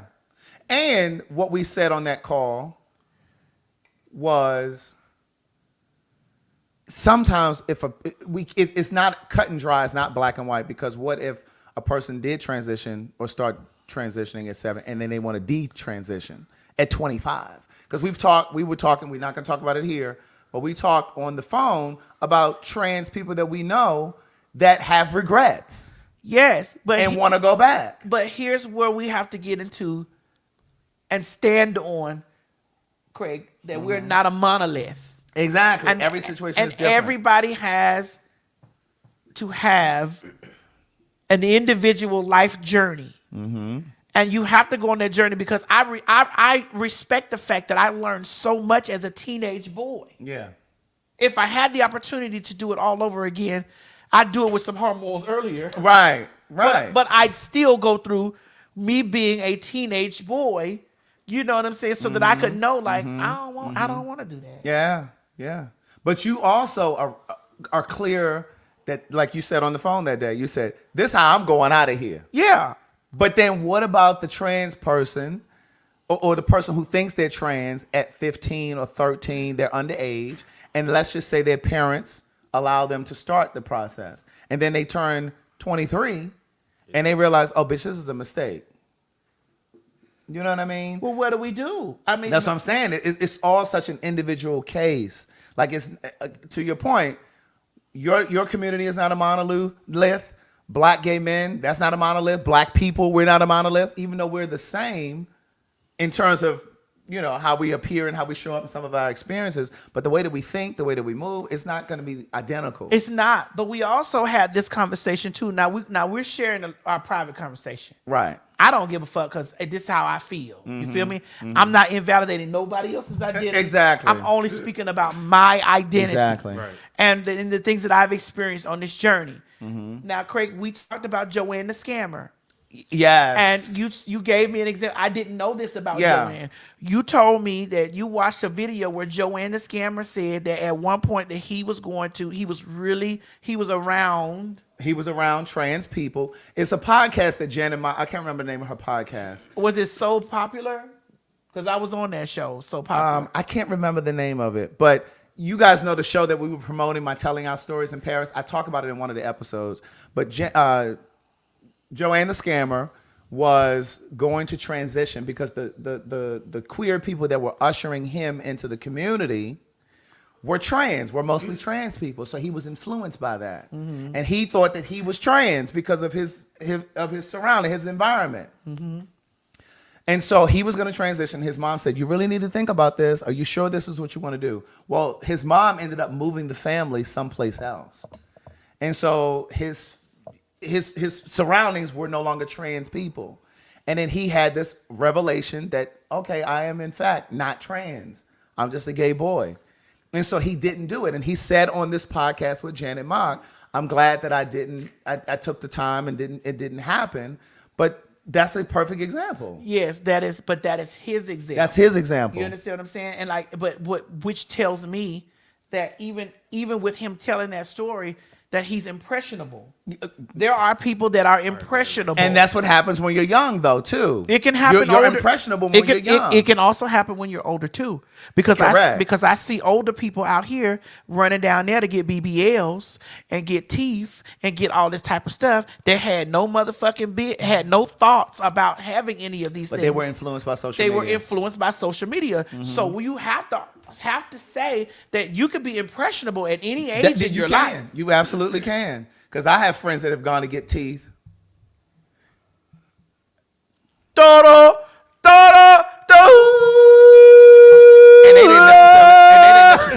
they didn't necessarily go to a reputable dentist. And so I'm just like, well, why did you want to do? Or they went and got a BBL. And I'm like, well, how much of that was your idea, and how much of it was influenced by what you saw on social media? Yep. You know what I mean? And again, it goes back to what I said a few weeks ago, whenever it was, when I was talking about when there's something that's going on in the zeitgeist, some people don't have their own idea about whatever that topic is. They just look at the comments and figure out what everybody else is saying, and then they jump on board with what everybody else is saying. Kind of the same way some of these hoes trying to ring my house up. Like, I don't want my house to look like, I don't want beige walls or gray walls. I don't want that. I like crown molding. I like colors. I like taking pieces. Like, I don't think that, and somebody's like, well, you need to hire an interior decorator. Come, bitch, my house is laid from the front door to the back. And it's because of what I see in my home, because I have to live here. They don't have to live there. And that's a lot of situations with people. You have to live in your body. Right. Y'all decorating y'all bodies and y'all self for other motherfucking people when you have to live there. You gotta live there. You gotta clean that every day. You have to do that. You get what I'm saying? Some of you niggas out there putting on this facade and this imagery for people. Yes, indeed. Who in their quiet time and in their pastime are doing some of the most unthinkable things. Excuse me. And thank you, Paige. And I love K. Michelle. This is not a read to K. Michelle, but like she finally admitted on that show that she has, I think it's on Lifetime. Can't remember. Is it on Lifetime? Lifetime, yes. Where she talks about the surgeries and stuff that she had. And she finally admitted that she did it because she thought it would be able to keep a man. You know, she was putting herself at risk. You know what I mean? Her health. You know, she had all these side effects, but she just kind of. But this is what's going on with lots of women. Yeah. And they're seeing that these men are going after the whore look. But when it's all said and done, they always end up with the housewife. Jasmine Sullivan said it best. A girl like me. The hoes are always winning. It seems like it. Anyway. Seems like it because they getting beat up, getting their pussy beat in, and becoming single mothers. But when those whores go to looking around and be like, well, why he with that fat bitch? Or why he with that tie? Why he with that? It's because, bitch, you the thing to chase. Once you done snatched and grabbed, and you see that BBL, these BBLs killing y'all. Ooh, I'm just saying. And somebody said in the comments, they're not paying attention to what the maintenance is on the teeth or the BBL or whatever it is that you're getting done. You know what I'm saying? That's like true. You going out here getting these big ass teeth. You welcome, Diana Perez.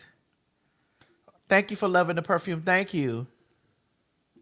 Y'all get you some. Get you some. But Craig, I told you when I was in the car the other day, I said, bitch, I'm going when I meet the Lord in my spirit form and I look back at that body, you get what I'm saying? And this is why I ain't cut my dick off. This is why I haven't had an SRS, because I'm at one with all of me. And I was there were times that people were trying to pressure me into having an SRS. Well, you ain't no real motherfucking bitch until you go out there and get your till you get a pussy. And that's what y'all be trying to pressure me into doing. Oh, what? Like people that you were working with? And people that, not y'all, not the maddiemob, but a lot of, until he get his dick cut off, he gonna always be a him to me. Well, I guess that's what it is. Cause bitch, I'm she, her, and hers. That was the name of the podcast. Oh, Never Before. Janet Mock's podcast was called Never Before. Oh. Thanks, Kayla, for sending that. Thank you, Kayla. Yeah, that's the episode. Bitch, it's she, her, and hers with me. I don't even have to communicate with you. But there are times that I see people saying, well, you ain't no real one until I know the real ones got they motherfucking. No, bitch, you if real is what you feel, feelings aren't real. Put your money down, place your bet, and spin the wheel. If real is what you feel, you know the realness. Girl, you an old fag. I am. Almost as old as you. But I'm right behind Mo. But But when you said that, it reminds me of the episode of Pose when I can't remember the character's name, but when she went and had the Electra when she went and had the surgery. And the guy that had her set up in that apartment and was taking care of her, he told her, if you get rid of that, I'm not gonna do this anymore. And she went and had it done, and he was done. He was finished with her. But you have to, anything that you do to yourself, you have to do that for you. And you have to be at one doing that for you. Like, that's gonna make you whole. Because, Craig, I'm complete. I may get a little snip, you know, for the aging process. You've had one before since I've known you? I've had not since you've known. Maybe. You've had a little something since I've known you? I've had to think about that. Because I've known you for a long time. So I had to think about that. Well, if you have, it's been very subtle. And that's all I'm gonna do is subtle things to keep me in the age bracket of like when I'm 50, I still want to give 35. When I'm 60, I still want to give 35. Well, when I give 35, I just want to put a little. Oh, when you get 35? Well, when I want to look 35, I just put a little just for me down Just here. for me. Okay. That sea moss and stuff I be using in that skincare. You Mo, with your hair done, you do look like you look like you in your late 20s. Don't do that. Late, like 31. But And not a day younger. like 31? You know, you're late 20s. I'm thinking more like 25. No. We're not gonna do that. What do you mean not gonna do what? Accept your grace. Right. Now we're giving you a little leeway. Not too much. Don't do that. Don't do that. Not too much. Accept your grace. We've given you grace in this conversation. Come on, let's be real. I do look younger. No, we are being real. We are. You look like you're in your late 20s, like 31, maybe 32, but just very handsome though.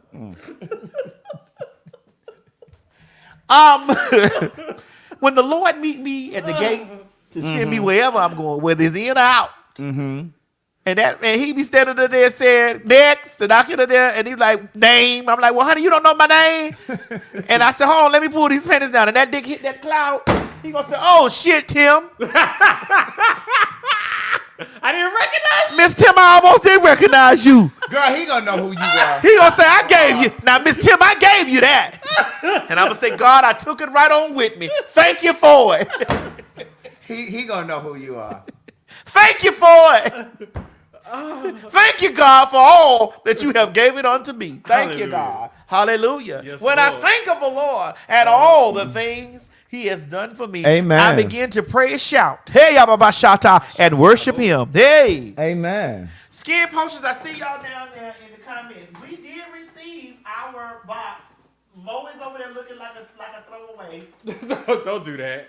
Because he did see my box and he was like, well, anything come for me? I still gotta go. I still gotta go to my P.O. box, Skin Potion. Skin Potions, we did receive your things. And I did receive my cookie butter. Now, let me tell you something. As a big girl. As a big... Ooh, see, I like all these roots and things in here. It's something about when I see some roots and things in there, I know it's gifted from the earth. It's come from the earth. I know what that means. No, you don't know what it means. It means it comes from the earth. It makes me at one with the ancestors. We are one. But see, I like this cookie butter. See, I'm getting ready to get into my mating season. Oh. And when I get into my mating season, I like to put cookie butter in between my thighs. Because you see how it's... Girl, put some on these knees. I got pads for that. Girl, I thought you were working today, girl, the way these knees look. It's all right, baby. I got pads for that. I have knee pads for that. Girl, I thought you were working this afternoon. Not too much. But you see, I'm getting ready to go into my mating season. And, you know, it's just something about me being a heavier girl that I like the fact that when a man, especially a man from Africa or African descent, gets on top of me and he smells all that good cookie butter. Oh, I thought you were about to say ravishes you. He's gonna ravish me because it's gonna be eating a chocolate cake. It's gonna be eating like a caramel chocolate cake. Don't it smell good? It does smell good. And I mix it with my everything. I do this. He's trapped forever. He's caught in the great reaping. Oh, so that's how you work. That's how your spells work. You have captivated me in every way. From the time we met. What you know about that Teacher Moses? To the day we met you, boy, you got me caught up. What y'all know about that motherfucking Teacher Moses? With you. I love that lady. Let me tell you something. I love Teacher Moses with everything in me. And I love Teacher Moses because I was introduced to Teacher Moses. Thank you, Skin Potion. Miss Mary got hers too. I was introduced to Teacher Moses through Miss Eve. Oh, really? I almost just about to cry for a second because I remember me when I first moved here to Atlanta. Yeah. And she had that black Lexus G300, bitch. It was a 1999. Black Lexus G300. You met Miss E when you got to Atlanta or before you got here? I met her before I moved here. Okay. And we were riding around in that black Lexus 1999 G300, bitch. And she was playing that teacher. I was like, oh my God, who is this? You know, and I fell in love with it. And that's also during the time when Noah's Ark was out. Because they put a lot of her stuff on the show as Oh. well.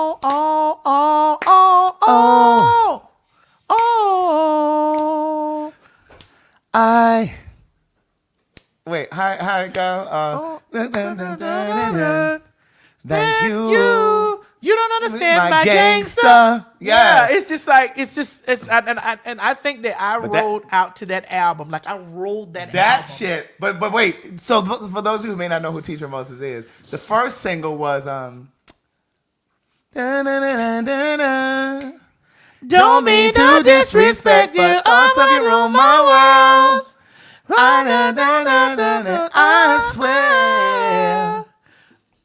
Visions of you and I. Yeah. I just wanna be your girl. Just wanna be your girl. Yeah. Just wanna be your girl. Yes. And so like we would ride out to that, and she was like, and Miss E was like, "Oh, bitch, you don't know nothing about Teacher Moses." Baby. And I didn't. Yeah. And so because Teacher was the girl. that it's a special place. He will come in. Yes.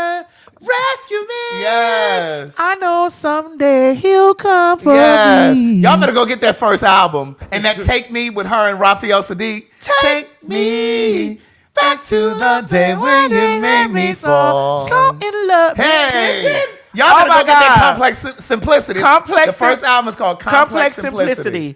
Teacher Moses. And like we follow each other on Instagram, and I've written her and told her that how much I loved her, but I haven't really had the opportunity to sit with her and hold her hand and express to her how important that she is. Yeah. Because I've lost somebody that introduced me to her, and like these were moments that we shared. Like, and it's so crazy the way that music can take you, transport you. I mean, It's a time. Music is a time capsule. It is. You can remember where you were, who you were with, what you had on. bitch. Even if you have amnesia, And what? Amnesia. That means your knees can't remember nothing. Okay. Amnesia. Yeah, that's my album. Excuse me. I'm trying to see what's a candy bar out there. Your sugar running low? Yeah, my sugar got low. It says milk, Mr. Beast Feastables. I think this is vegan. No, it's not. Oh. I watched a lady online the other day. She made some Star Crunches. How they taste? I watched her, Mo. Let me look at the ingredients.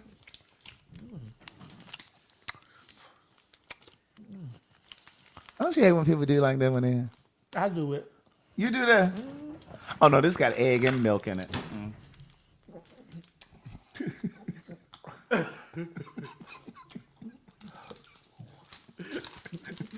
Girl, get closer to the mic.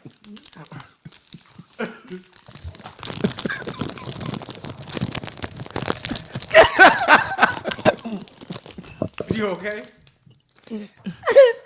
Oh, my God. Well, you want a piece? I'll take It's good. I'll take These people sent it to me from this company. I had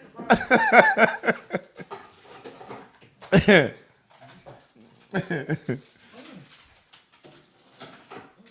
Girl, he trying to take half the candy bar. Ain't gonna go out there and tell my tea. I took a bar. Yeah, she-mail gave me some chocolate. See how it came out packaged? Oh, that's a nice It packaging. came from Feastables. I'm gonna do a day of unboxing. I got so much stuff, but From last year. you mean to tell me you gonna tell every piece of my business? You gonna tell everything? You mean got some more than bitches. That's why you a fag now.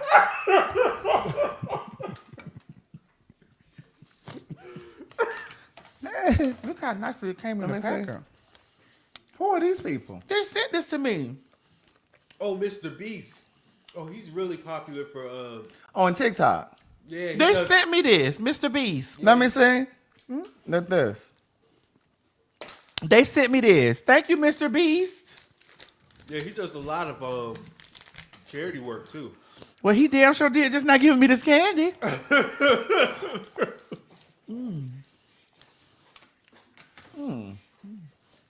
I feel like Shirley Caesar right now with these old glasses at the tip of my nose. Girl, you need a fanny pack.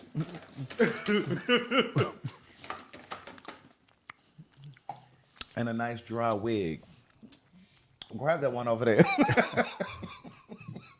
No, Craig, you was doing an impression earlier. I'm not putting that wig on. No, you got to. That was on Instagram. It's okay, you go.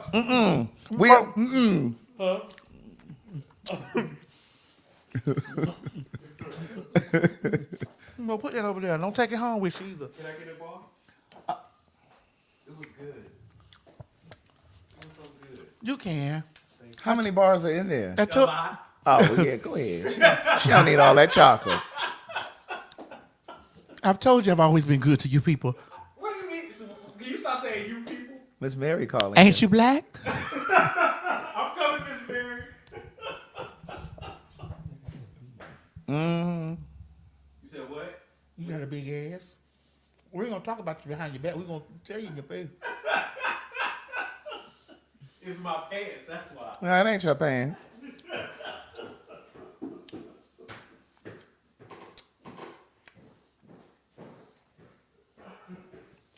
Yes, ma'am. Great, that was some good candy. I wish you could have some.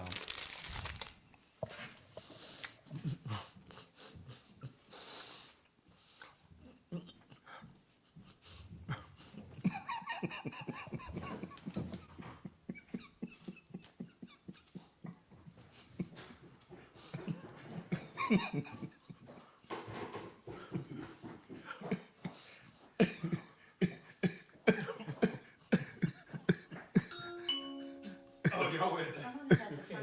No, that's great. Oh, thanks.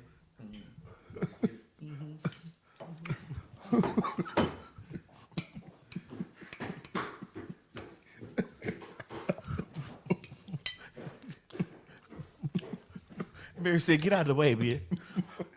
It took you about 30 minutes to get down here, but move. I think they can still. Can y'all still hear us? Wait, they can. Great, they can hear us.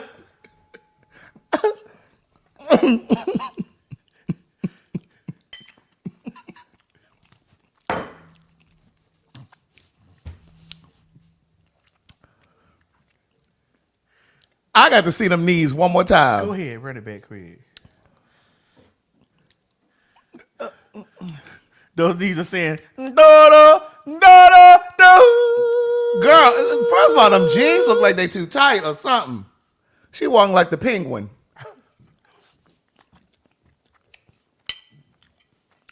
Mary told her to get out the way, Craig. That's Mary J. Blige's sister. That's LaTanya Blige. DaCosta. That's how you know who got the best pussy. The way she walks. Yes, God. Now, Mary kind of walk like that too now. That's why she danced like that. That's Tammy. Yeah. She's talking to Miss Mary.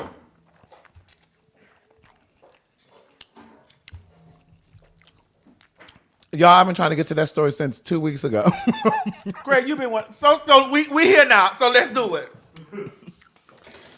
First of all, when she came out there, Mary was walking like, okay, girl, get out the way. Let me get in the van. Let me get in this truck. Can I ask you this, Craig, and you be honest with me? Mm-hmm. As of lately, has Mary been looking like she been really happy? No. No. Mary has not been looking like that she has been happy at all. I watched her on the red carpet with this dress. She wanted those people to hurry up and move. She was like, here's the way I feel, right?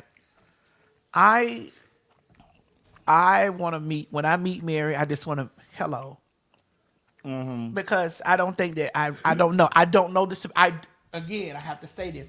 I don't know this to be true. I don't know what type of person she is.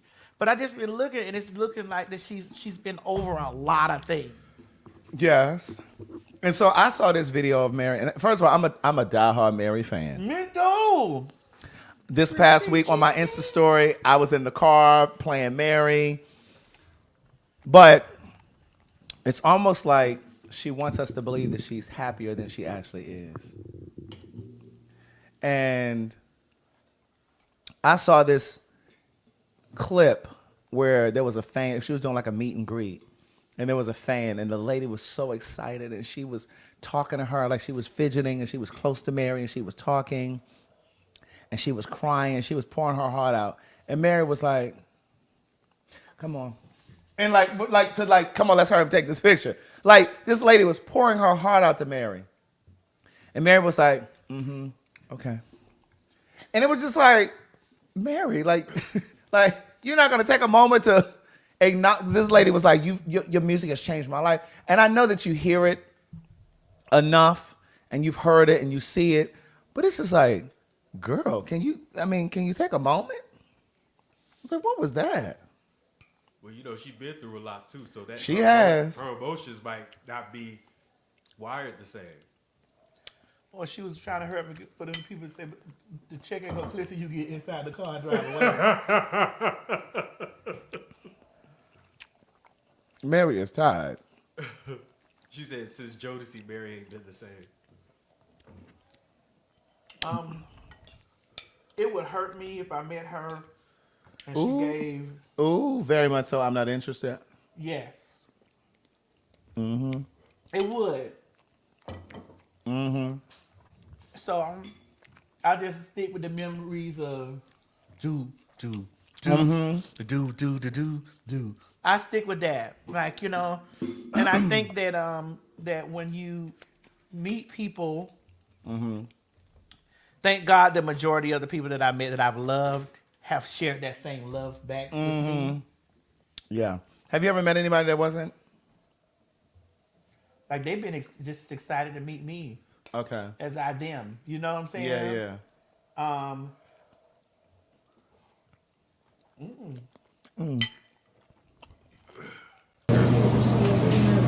Oh, I don't want to wait that long. Yeah, but I don't want to spend a lot by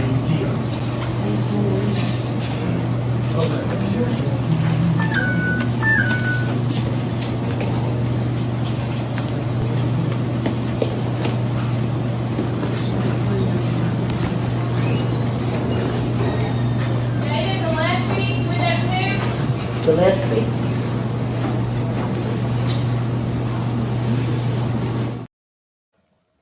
Could y'all read those messages? Read it for him, Craig, what they said. He was texting and was like, they think that white folks owe them something. You got to go up above that. Okay. Because what he said in the first one, all you see is bunch of niggas. I was like, Lord. And see, this is why I stay on their asses. But it's not all of them. It's not all of them. But when I'm staying on it, I'm staying on people like him. Those are the white folks that I be talking about. We here now. Go ahead, Craig. Speaking of white folks like him, I don't know if any of you looked at that interview with Don Lemon and Elon Musk. And I kindly tweeted. I tore his ass up on Twitter. No, give me the napkin, please. Yeah, I got you. Elon Musk is the quintessential, there's your word, example of the kind of white person that I'm talking about. So Don Lemon, they were talking about DEI, and I know many of you know what DEI is, but I'm just going to say it just for those so we all on the same page. Diversity, equity, and inclusion. Affirmative action. Pretty much. And so DEI is pretty much like a lot of these corporate companies have adopted it, but they are trying to abolish it now. Pay attention. DeSantis and all these other people have been. I watched Candace Owens talking about it. She's on the Breakfast Club. I'm going to be watching that today. I watched her talk about it. I've seen her. Meanwhile, that bitch, and I don't even usually call women bitches, but that bitch came through on some more affirmative action shit. Candace Owens. And now she tried, kind of like Caitlyn was just doing, See? You see how we tied that together?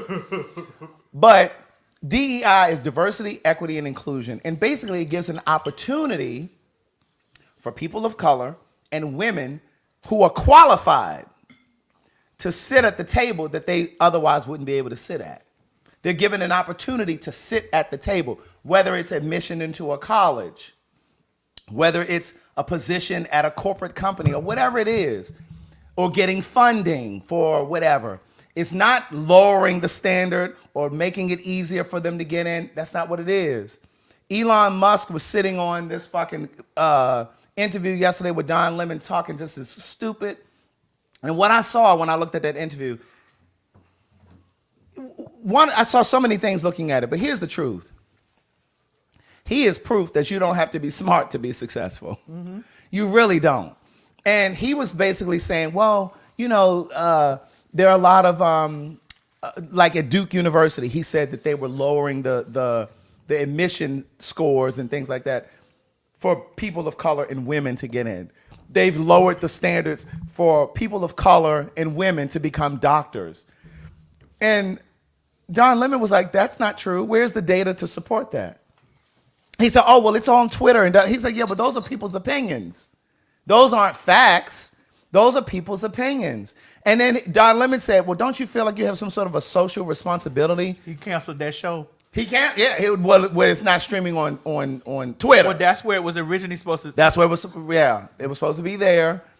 But it's like, the truth is, here's the truth. A lot of these right-wing people, these Republicans who are talking about removing these diversity, DEI initiatives and things like that, they don't even know what the fuck they talking about. They don't even know what this shit is. They're just, again, group thought. They just jumping on some shit that they think they know, and they don't really know.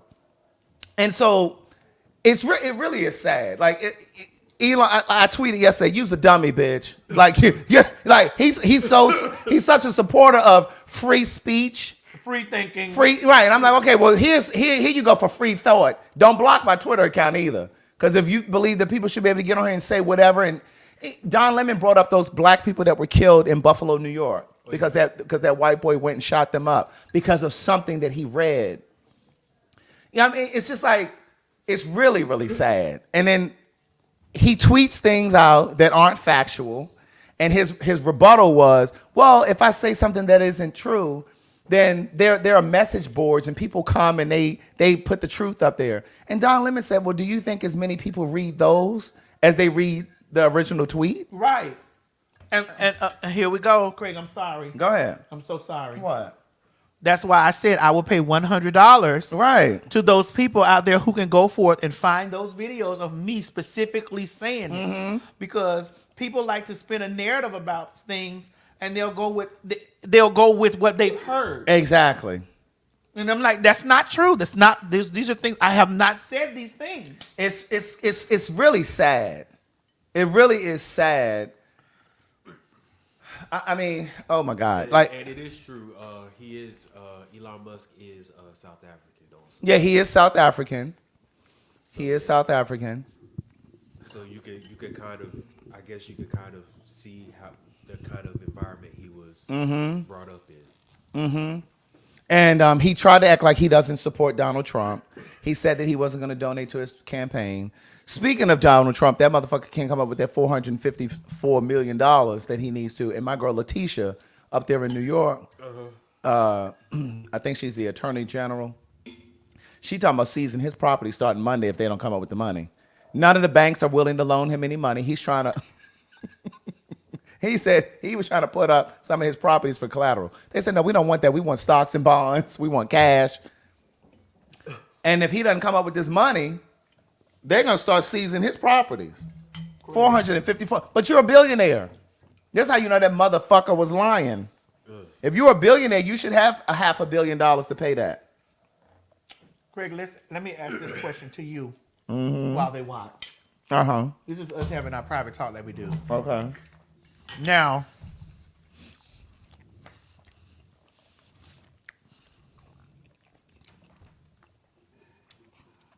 we gonna be honest? I'm gonna be honest.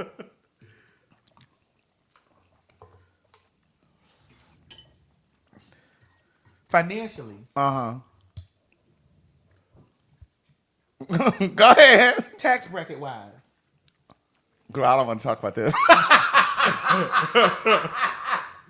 No, go ahead. We talked about this the other day. Go ahead. We should be Republican. In terms of, we talked about this the other day. In terms of tax bracket, yes, we should vote for Trump because it would give us more of a tax shelter. But because We think about the greater good, we don't vote like that. no. You know what I'm saying? Yes, it would give us more tax shelter, but the truth is, for me, I can't allow myself to vote for somebody who was okay with putting children in cages. And there are people who can justify it and say, oh, well, they weren't white children. They were Hispanic children. But like that you can justify that, like that's insane.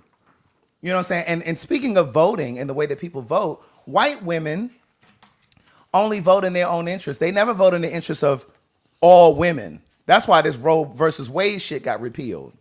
White women always vote selfishly, generally speaking.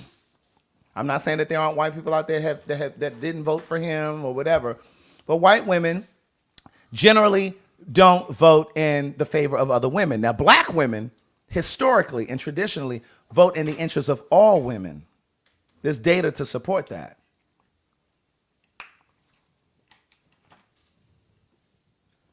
Ricky said he couldn't hear all of that ridiculous smacking. Now you won't be able to hear it all. Thanks. We were having lunch in the midst of us working for y'all. Timmy, put that over there for mamas. Yeah, somebody said 53% of white women voted for Trump. Yeah, that's true. You know? But even on issues, too. You know what I mean? White women won't vote for issues that affect mostly black women. I have a question, Craig. Generally speaking. I also think that they also vote with their men also. Right. And then just from a historical, don't forget your point. And just from a historical standpoint, oftentimes when we think about slavery and oppression and stuff, we think about white men. But white women have been complicit. Don't get it fucked up. White women oftentimes are the reason that a lot of black people, African slaves, were killed. It was a nigga! That's right. Emmett Till. It was a nigga! That's right. We can't forget about Rosewood. That was a real place. Yeah, Rosewood, Florida. It was a nigga! That's right. It was a nigga. Yes, Rosewood, Florida. Out here, Black Wall Street, out there in Missouri. Even Central Park. Did you know Central Park was once a black town? A prosperous black town. Did you all know that? And they built Central Park on it. And mostly niggas can't even afford to live around there. Lake Lanier, up here in Georgia. Yeah, Tulsa, Oklahoma. What did I say, Missouri? Yeah. Tulsa, Oklahoma. Sorry, thank you so much for that. Black Wall Street was Tulsa, Oklahoma. There was a town full of black academicians, doctors, attorneys, wealthy people. White vigilance came in and burned that town down. So when white folks say, oh, well, you all need to pull yourselves up by your bootstrap, stop looking for a handout. Bitch, we built shit. You couldn't handle us being self-sufficient and independent. Somebody said Rodeo Drive. Rodeo Drive. But then Lake Lanier. Ocoee, Florida. That's right. Greenwood. Lake Lanier was a black town that was prosperous, and they flooded it. Yeah. Seneca Village, Wilmington, North Carolina. Ooh, they just writing it. I'm telling you, this is not unique. These are not independent cases. This is what has happened historically.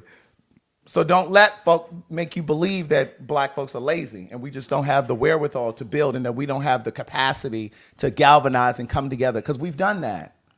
Historically, we have supported each other. So remove that narrative where you talking about it's hard to support black businesses. No, we did it. But you also go through, Craig, and you tear black businesses up when they do wrong. I tear everybody up when they do wrong. Yes, you do. You do. I tear all businesses up when they do wrong. Yeah. I don't think that's a bad thing, though. Now I do try to give a little more grace to black owned businesses. I mean, I do too. If you're doing bad, but here's my thing with black people know. Yeah, but here's my thing with some black businesses. Some black businesses get in business and then they start like everything is $5,000 from the start. You like, girl, hold. Yeah. Now sometimes they do me on that fuck Like, shit. my dog, I want to support you, but like, why are you price gouging me? Come on, somebody. Right.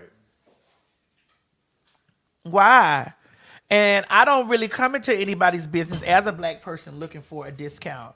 I always come in and I'm like, well, honey, you know. And here's the thing: what people like to use their celebrity, I don't do that. Mm-hmm. I don't do it. I'm To like, try to get stuff for free, you mean? I'm like, how much do you charge for, you know, Right. whatever? Like, charge me how much you charge. Right. But still throw me a little something. But charge me how much.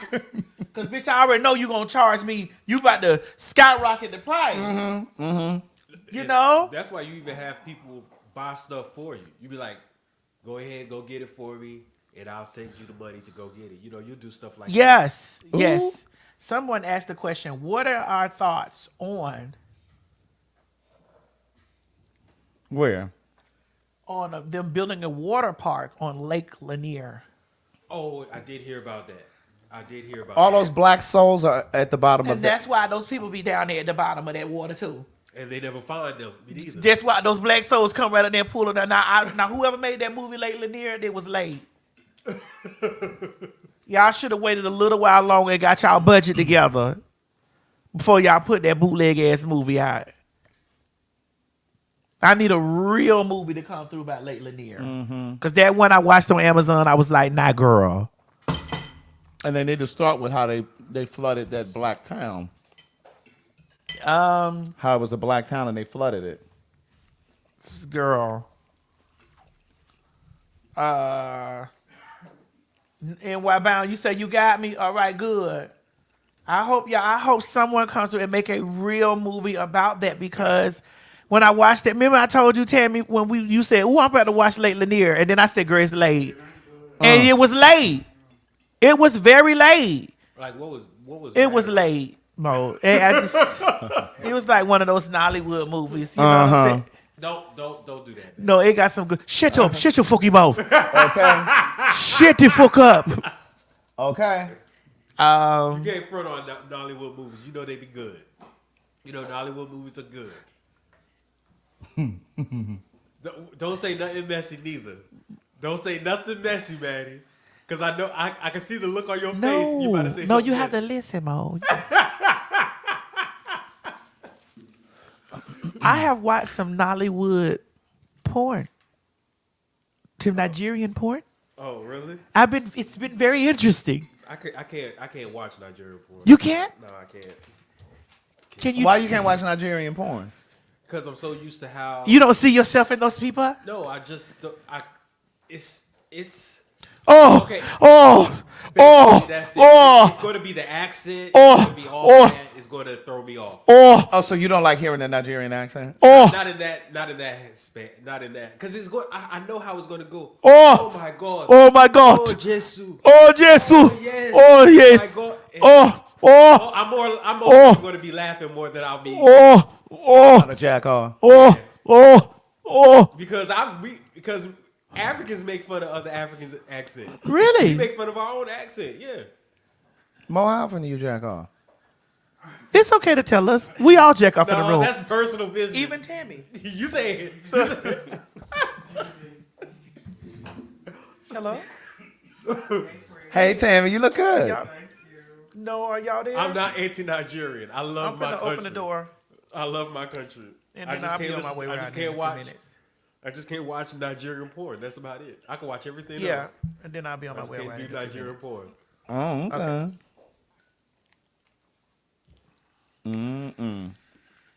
I mean, It's just because I know how it's gonna go. it took me a long time before I start watching trans porn. I wouldn't watch it. I wouldn't. I wouldn't. Why? I wouldn't watch it because I wouldn't. Why? I didn't like it at first. I didn't. Well, all right. I'm gonna be honest. Okay, because I That's what Craig was waiting for. mean, right? All this playing around. Hold on. I gotta open the door for the people that's coming to work at the house. Craig was like, "Okay, tell us." Like, Right. I didn't like it because it was. Craig, you love to make me do this. No, I just want to know what your thought process is. I don't watch porn. I didn't like to watch it because I didn't see me. When I first started watching trans porn, I only saw white men fucking the girls. Black trans girls or white fucking trans the girls? black trans girls. I would only see them fucking the black trans girls. They would be sucking all they would be sucking so many white dicks. And I didn't have any problem with any interracial stuff. It's just like that wasn't what I wasn't. And that's why when I started producing adult films and adult entertainment films, it was strictly niggas. It was hood niggas. It was fine ass hood niggas. It was around the way hood niggas. I set the precedence for what Tammy does now. But You crawled so she could walk. I actually birthed so that she can be birthed. Right. Because my gay mama came in doing it. I saw her doing that. So it was just a lot of I saw lots of this. They was over sexualizing the trans girls, and they were just and I saw most of them being topped by The trans girls. And I used to be the white guys were being top. yeah, and I was like, but I'm not a top. Like I like I like niggas. So I started creating films where I saw myself, and this is why I tell people, you gotta create What you want to see. what you want to see. Especially those of you that be critiquing us and criticizing us, tell us why we don't do that. You have to create what you want to see. We're creating what we see. Yeah, and so when I started doing those films and those flicks like that, I made sure. And listen, I used to tell those niggas when they come right there, if you're not gonna suck my dick off camera and then get your dick sucked. No, you gotta. What we want to do, because I want to break down. I know I'll never get credit for a lot of things that I've done in this life. I know I won't. I know that I will not. But it's okay. But I will speak my own truth. None of those girls was doing those things before the TS came along and knocked that motherfucking corner out for that to be a niche market for that to be done. Like you only saw those white men and the black girls, and then it was race porn, and then you also saw, when the black guys did it, you only saw the black guys that they did hire. You only saw them a certain way, and you only saw them attracted to the white girls. Right. I'm like, now the trade, and this is why there's so many people had these preconceived notions that only white men like trans, and the black men that are into trans need to be in the ones that look a certain way. They need to be skinny. They need to be, white. They need to be. So when I came in and I was hood, there were lots of threads and forums reading me. Oh, she's fat, and I wasn't even as heavy as I am now. Oh, she belongs in BBW. Or those men, are they signing waivers and trying to see was I really on top of my business acumen? You know what I'm saying? Right. I'm like, I ended up winning all types of awards in the industry that there were so many people, like huge companies that were huge that I wouldn't fold. But we'll pay you $3,000 to come over here and do a scene. I'm like, sweetheart, are you crazy? No, we need to sit down and we need to talk about how you'd pay me a portion, and I also need ownership. I need a third. I need something. I need to be a part of the distribution in the market. So they didn't like me. They didn't like me because I came in talking business. I've always talked business about we're not doing that. I'm not working for you. We'll work together. I'm not working for you. And I made so much noise. You can type in, I have not been in the business for over a decade. You can type in the words big, dick, bitch. None of those words, I don't own any of those words. I haven't trademarked. I can't trademark any of those words because those are words. Big, dick, bitch. I haven't been in the business for over a decade. And I came in that market and I told them, this is what I'm going to do. This is how I'm going to do it. And we're going to do the things that how I want to do it, or we're not doing a motherfucking thing at all.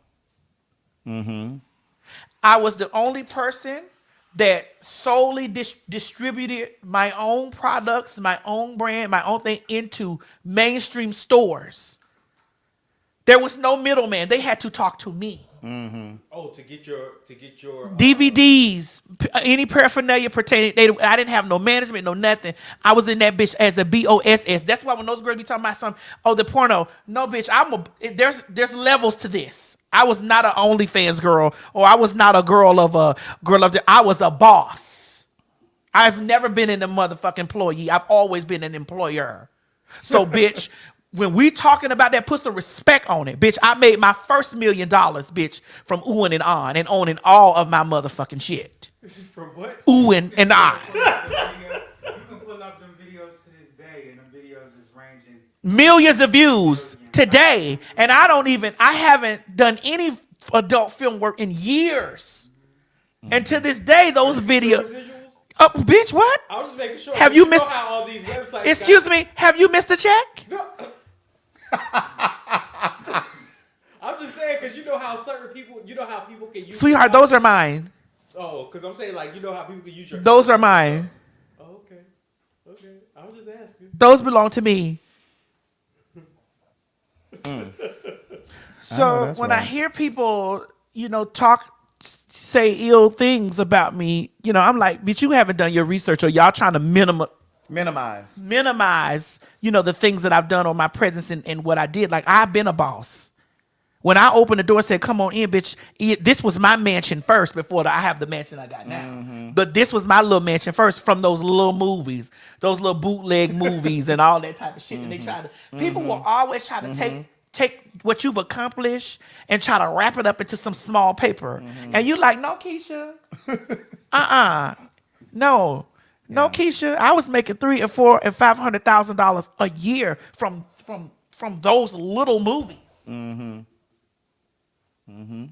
From those tiny movies that were blurry and fuzzy. That's why I was telling these girls out here that be reading me talking about my microphone. That bitch got those microphones. Baby, you done got all those good microphones and all that wonderful equipment, but you have yet to surpass me because it's not in your DNA. It's always been in mine. We're about to leave, but we're going to leave on this. Wait a minute. We ain't done yet. Yeah. No, we got to come back, Craig, because I got that people at the house. Oh, my God. I wanted to talk about this, though. No, this is definitely where we're going. Which one? Which one you talking about? We're going to talk about that Nickelodeon special. Girl, I wanted to talk about this. Where? Okay, we'll talk about the Nickelodeon special after this. But it's already said. So okay. Louisiana woman accused of refusing to return. Oh, sorry. Return $1.2 million after bank error. I would have refused it too. Yeah, but when we try to figure out what you want on your book, do you want a hot sausage or you want potato chips? No, I'll just use one of my other aliases. Gabriel?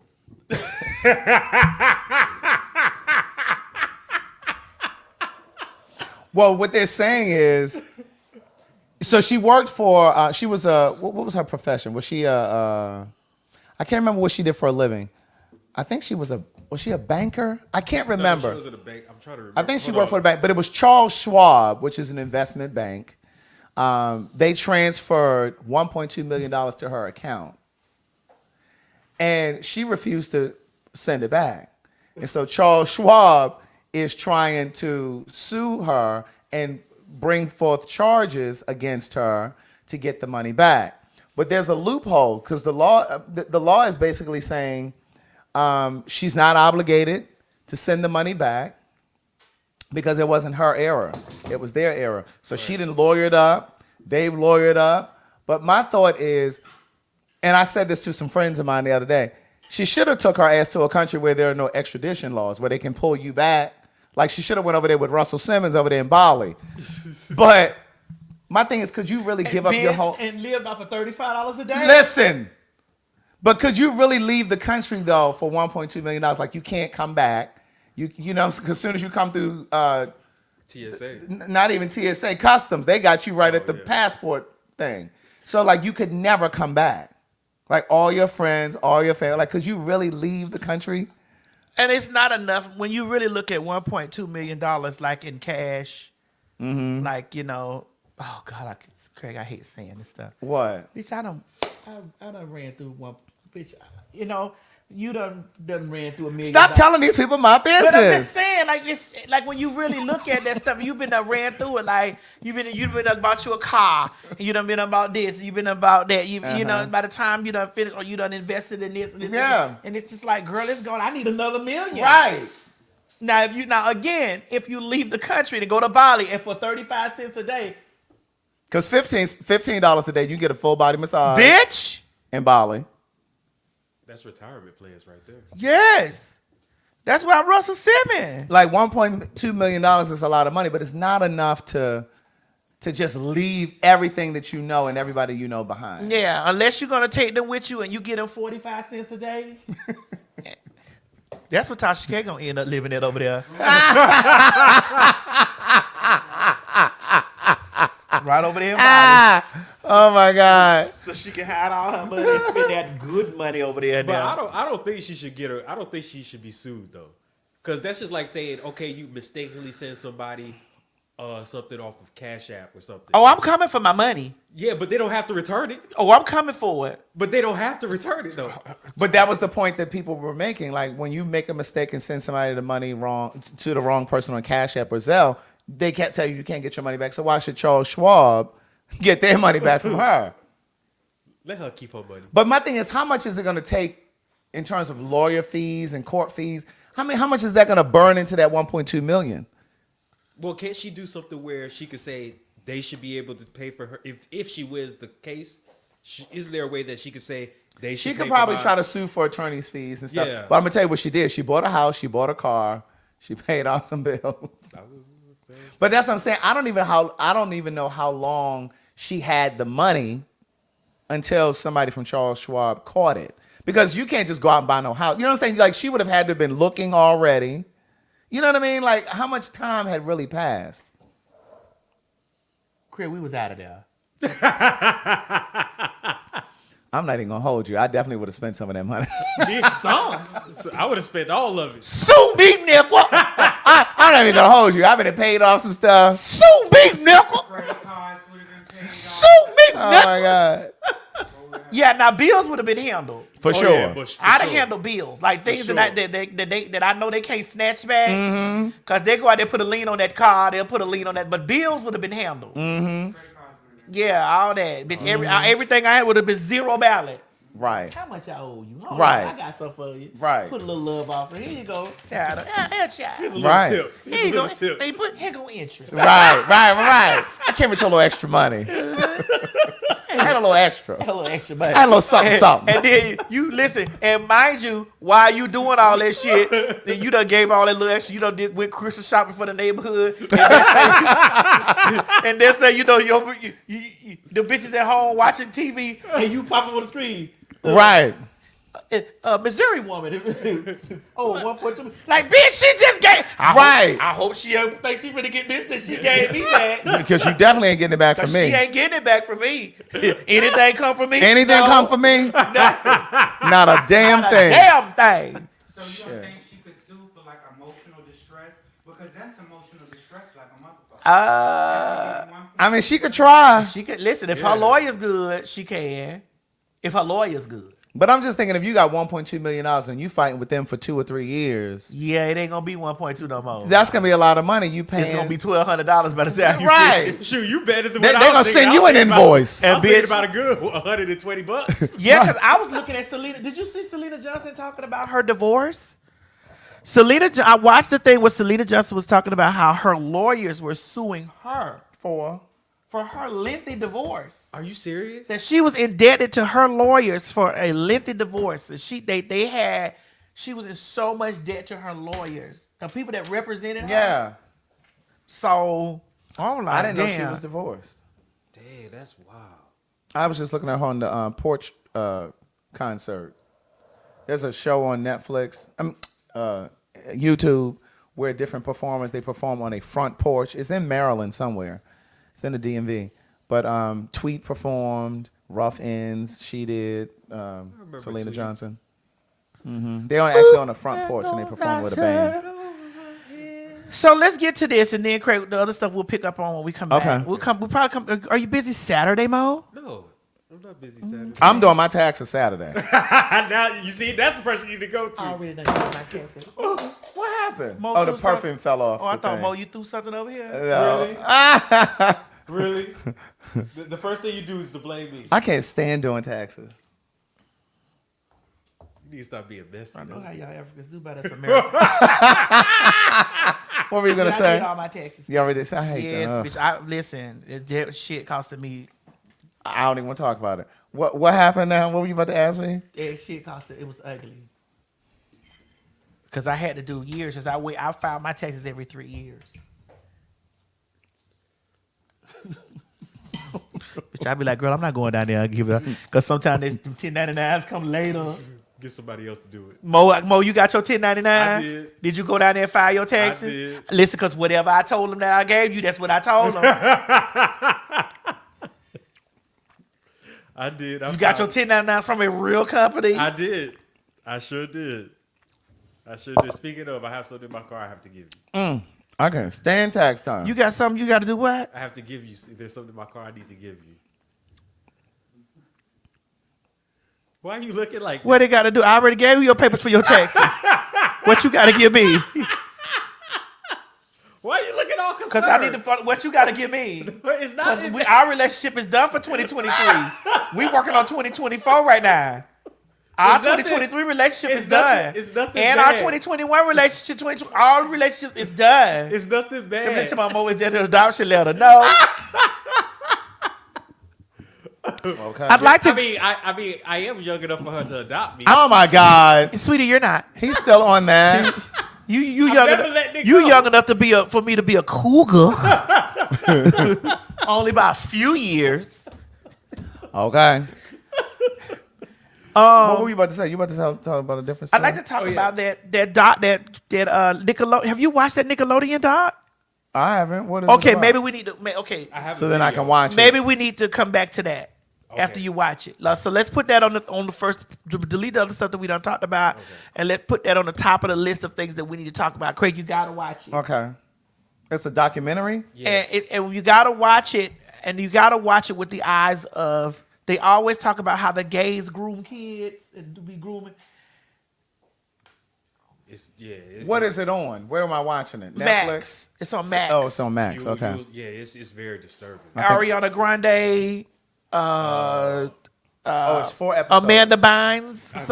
I think so. Amanda Blige, the girl that played iCarly or something like that. It is a lot. It's a lot. Really? A lot.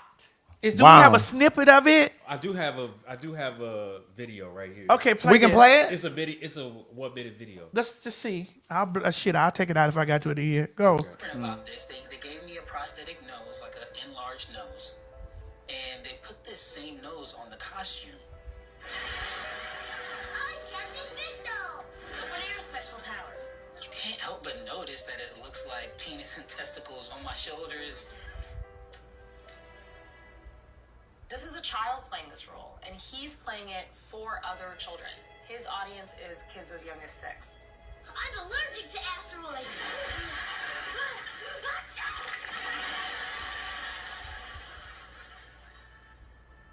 And the joke in that sketch is effectively a shot joke. It's a shot joke for children. I'm just looking back at it, it's just very strange. Frankly, it was just uncomfortable. In the moments to myself, you would just be thinking like, hey, this is what we got to do to be on the show, to stay in the cast and stay in the good graces of the people that were higher up. You got some homework to do. Sure do. Oh, I'll definitely be watching that. Because that definitely was. But younger us, we wouldn't have been paying that no attention. No. They even say it's in the car. They even say it's not just the live, studio shows. They also say it's in the cartoons also. Like there's secret hidden messages inside the cartoons that they also produce. Oh, wow. So yeah, it's a lot. Again, and here is the way that they deflect. They try to place it on the girls. Mm-hmm. On the girls. Mm-hmm. When they are the main puppeteers all along. All along. It was all a lie. All of it. It was all a lie. It was all a lie. And then you wonder why these kids grow up. When they finally grow up out of these childhood roles, they go through all of these mental situations. Yeah. But they hid it. It just even, Disney has their scandals. Yes, you're right. Because I definitely found that dick on that damn cover of The Little Mermaid. I got the original cover for The Little Mermaid. Yes. I got the original cover for The Little Mermaid back when it first came out in 1989. I got the original cover for it. And it has a dick at the top of the castle. I was like, yo! Yep. That is too much. So the documentary is called Quiet on Set. Quiet on Set. Okay, and it's on Max. Yes, bitch. I'm gonna watch it tonight. And also, speaking of what we're gonna watch tonight, honey, the X-Men. Woo!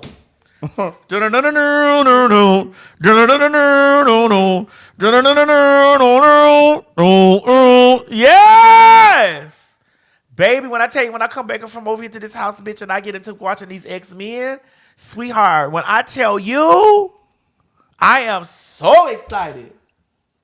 I am so excited. I didn't even know about it until you mentioned it, Maddie. Mo, where are you? We're getting Cobble over? Getting Cobble over. Uh-huh. I didn't know about the show coming back. Did you order that stuff I told you about? Yes, I did. Did it come yet? Yeah, no, it's actually supposed to come. I have some in the drawer till you get some. It's actually supposed to come. It's supposed to come Friday. I have some mullet up there. We could put 2. I didn't do the prom. We could put 3 drops in your drink.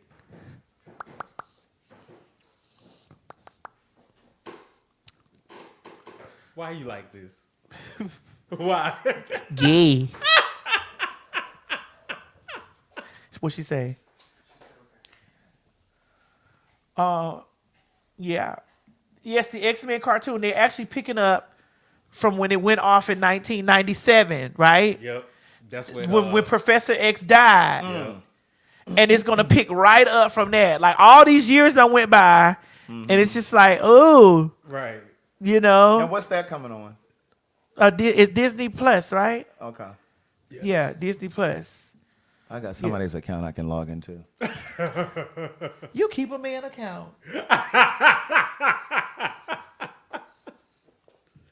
Craig, one thing about you, you will keep a man's account. Well, you know. Anything come for me? Favor ain't fair. It's right. And asking anything come for me. Anything come for me. I want to give honorable mentions to a couple of things before we get out of here. We were talking about Selena earlier, honey, and we saw. Do we got it, Mo? We do. Click on it. Oh, that's not it. Like this. It reminds me like when I was 16 in the Bronx, running up and down the... Okay. I truly have left this woman alone for years. I have just been annoyed in silence since high school. And guess what? I'm a Puerto Rican woman from the Bronx who went to the same high school as you, and you're lying. I saw your high school photo. You did not have hair like that. And we also both attended an all-girls Catholic high school in an Irish and Italian neighborhood. So you weren't running up and down the block. You know damn well you were sitting next to Megan Farley and Christine Marchetti in class. Why are you lying? Please stop using us to look human. We are sick of you. You don't do shit for us. Keep our names out of your mouth. We're not running up and down the block. Not all of us do that for kicks. You're stupid. Stop using us to look human. Stop using us to look relatable. We don't like you. Y'all make sure y'all go tag J-Lo under that video so she can see it. She came with the receipts like I did with Jada Pinkett the other week. She named people's names and everything.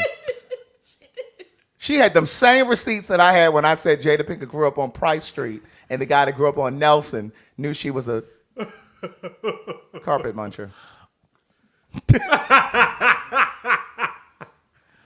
Why don't nobody? I don't want to. Can y'all help me understand why nobody don't like J. Lois?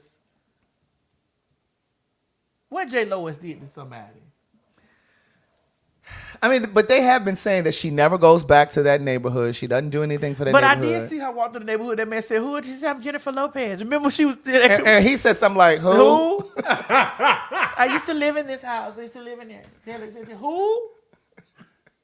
And Mariah said, "I don't know her." I don't know her. I do love J-Lo's movies, though. I'm not even gonna hold you. I think that J-Lo is a great actress, and she's a good lip syncer. Oh my god! And she has danced.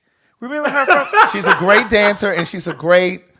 She didn't say. Maddie didn't say she was a great. She said she has danced. She has danced in Living Color. Now that's a show they need to bring back. That is, yeah. But let me tell you something. It wouldn't stand in this era. Not in this era. Because y'all too politically correct. It wouldn't stand. That's true. That's true. Listen, if one episode of It Live in Color with the old ways that they used to do, the whole network. But here's the gag. Times have changed, though. You want to know the gag? What? The gag is Mm-hmm. they are the reason why Fox is what they are today. You better say it. And that's how networks do our black skin. They take our black skin. And they build businesses off Off of our. This country is built off black. They take our black skin. They know we run our black ass over there. We get all the views, and then what they do? Let's diversify this. Rupert Murdoch. Let's diversify this, and not only after we diversify, let's actually move all them out the way and put all this stuff in here, because this is what's really funny. Right. Yeah. You're right. This is why we're here right now, and they can't find the space for Maddie, us. Maddie, that was your rich white man. This is so funny. And I'm gonna tell you why. I saw it coming when Jim Carrey was when they were overdoing Fire Marshal Bill. I never found that. We've talked about this too. I've never found Fire Marshal Bill. We never thought that was funny. Okay, so let's go through it. I love Stewart. The scenes that we love, the skits the sketches that we love. Honey, Men on Film #1. Benita Betrayal. Benita Betrayal #2. That's right, and that may have been about it. That was about it. And Wanda. Hey, word up. Yeah. Is there anything else? I didn't really care for Homie. I ain't really like Homie Don't Play That. That's those. You know what I feel like that genre of Homie Don't Play. I think those are the. What's the boy name who's rich now? Oh, Country Wayne. Like they fall under. I don't find Country Wayne funny. I don't find that Desi. I don't find none of those people. I don't find Just Hilarious funny. I don't find it. I don't. I don't find any of those people that do those like a lot. I don't like their style of funny. What they think is funny. I just be able to like. Yeah. For me, it was Benita Betrayal, Men on Film. Who was the last one we said? Jamie Foxx as Wanda. Yeah. Like when they started doing that Fire Marshal Bill. I was like, okay, here comes that type of comedy. Mm-hmm. You know. And no. Yeah. And so once that started coming in, and then I saw the weigh-in started to phase out, kind of the same way that there was with the Scary Movie franchise. Mm-hmm. The weigh-ins lost the Scary Movie franchise after Scary Movie 2. Mm-hmm. After 2, they was gone. Yeah. But to your point, that show, in Living Color, would not work now. Because we're so politically sensitive, and the shit that they used to say on that show back then, those are words that society wanted. They'll get you canceled now. They don't even let you talk about stuff like that. They don't use those terms. We supposedly so evolved, and we can't say this, we can't say that. Like, comedians can't even be comedians anymore. Yeah. Because a lot of people don't realize, like, a lot of people make jokes of dark times, and that's what makes it funny to a lot of people. But if you can't even joke about the dark times that come around, I mean, really, what can you really make fun of, or what can you really make humor out of? Yeah. We didn't talk about Jonathan Majors, so we'll put that back on there. Okay. So that we could talk about it. They said that the Freaknik documentary is out too. Yeah. Bitch, you saw it. I need to see it, honey, because I know I'm gonna find me on there. Okay, so I'm gonna watch that. That's on Hulu. That's on Hulu. Bitch, I know I'm gonna find me on that. I've been waiting on it to come out. Okay, so we got some stuff to watch. You just watching it just to see. If I need to, bitch. I've been waiting on it. Excuse me. What you doing Sunday? Nothing. You want to do it Sunday instead of Saturday? Man, we can do it Sunday. Well, Mo goes to church. You know, Mo be preaching on Sunday sometimes. I do. What time on Sunday do y'all want to do the show? What time is church over? 10. Oh, we ain't doing that, team. Yeah, we ain't doing it that early. He got that nigga can come. Yes, you don't be coming to work anytime anything come with me. But you don't have to be out by like 5 though. What goes on at 5? Then I have to go to. He got to go to Piccadilly's with the church people. No, I have to do. I have to do. Oh, you got to do your own YouTube my show? YouTube show, See, yeah. that's the problem. That's why we had to let other folks go. What time your YouTube show start? It starts at 6. It starts at 6. What time your taxes is? Because, listen, this show is done become about what Mo got to do. Right. Girl, I can work this from over here. I can work this from right here. First of all, we agreed on Saturday. Y'all are the ones now changing it, saying Sunday now. So y'all cannot blame this on me. Y'all cannot blame this on me. We said we were going to always do Saturday? Yes. I don't remember that. Y'all said.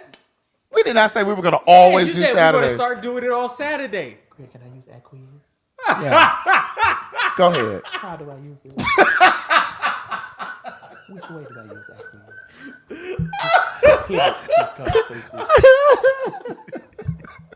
I got to pee. Okay.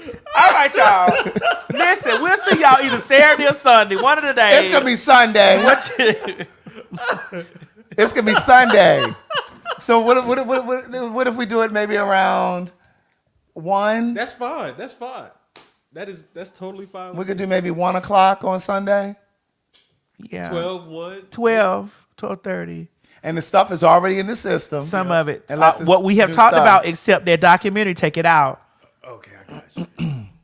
God, I can't wait to hear this again. Hear what? That Selena song. All right, y'all. We'll see y'all one of these days, honey. Just Bye, y'all. Bye, y'all. Hey everybody, this is T.S. Madison, and if you are trying to grow your business, brand, or product, why not advertise with me? Email me at booktsmadison@gmail.com so that you can get in on our comprehensive advertisement packages. Unique visits, unique subscribers, honey, a broad demographic. Advertise with me today. Quit talking and listen. Get over to my Patreon right now so that you can receive some exclusive content from the TS herself. Who you said? The TS. Patreon is filled with one-on-one exclusive content, behind the scenes. You can even chat with me in there, me and you. It's just me and you. So get to www.patreon.com/TS Madison Hinton, and you'll be glad you did. I promise. You ain't gonna have no other choice but to see me because I'm in everything. There it is, you ain't right gonna there. have no other choice but to see me because I'm in everything and everywhere. I'm in film, television, streaming, music, bitch, and you met me as bitch. Yes.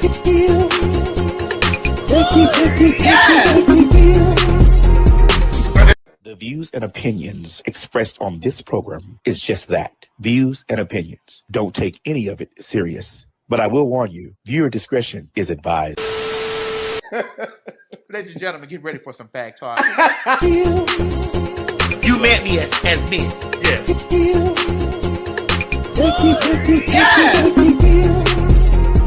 Bro, this hair looks delicious on you. Yes!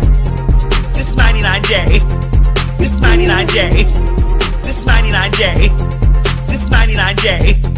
This 99J. Yes! Do you have what it takes to be a fag?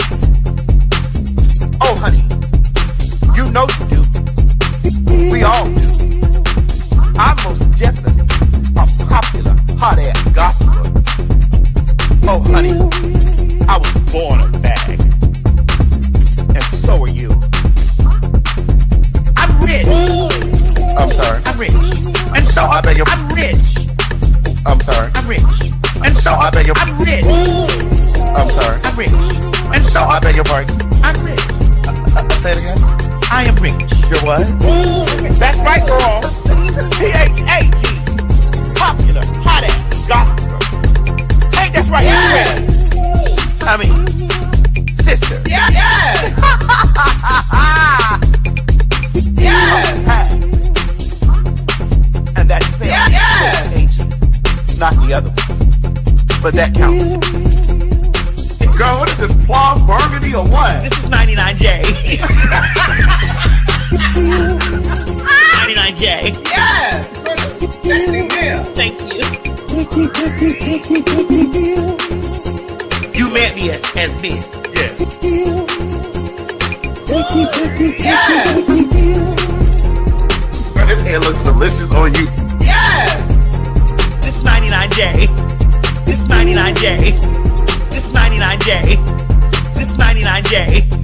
This is 99J. Yes. Girl, what is this, plum burgundy or what? This is 99J. 99J. Yes. Sexy hair. Thank you. I'm rich. I'm sorry. I'm rich. And so I beg your I'm rich. I'm sorry. I'm rich. And so I beg your I'm rich. I'm sorry. I'm rich. And so I beg your pardon. I'm rich. Say it again. I am rich. You're what?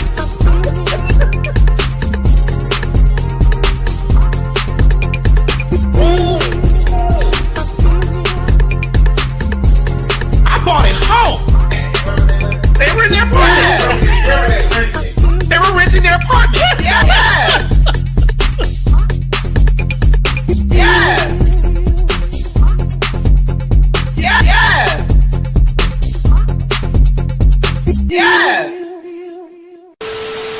And stop worried about The faggots. right. Yeah. We ain't going nowhere. My God, today.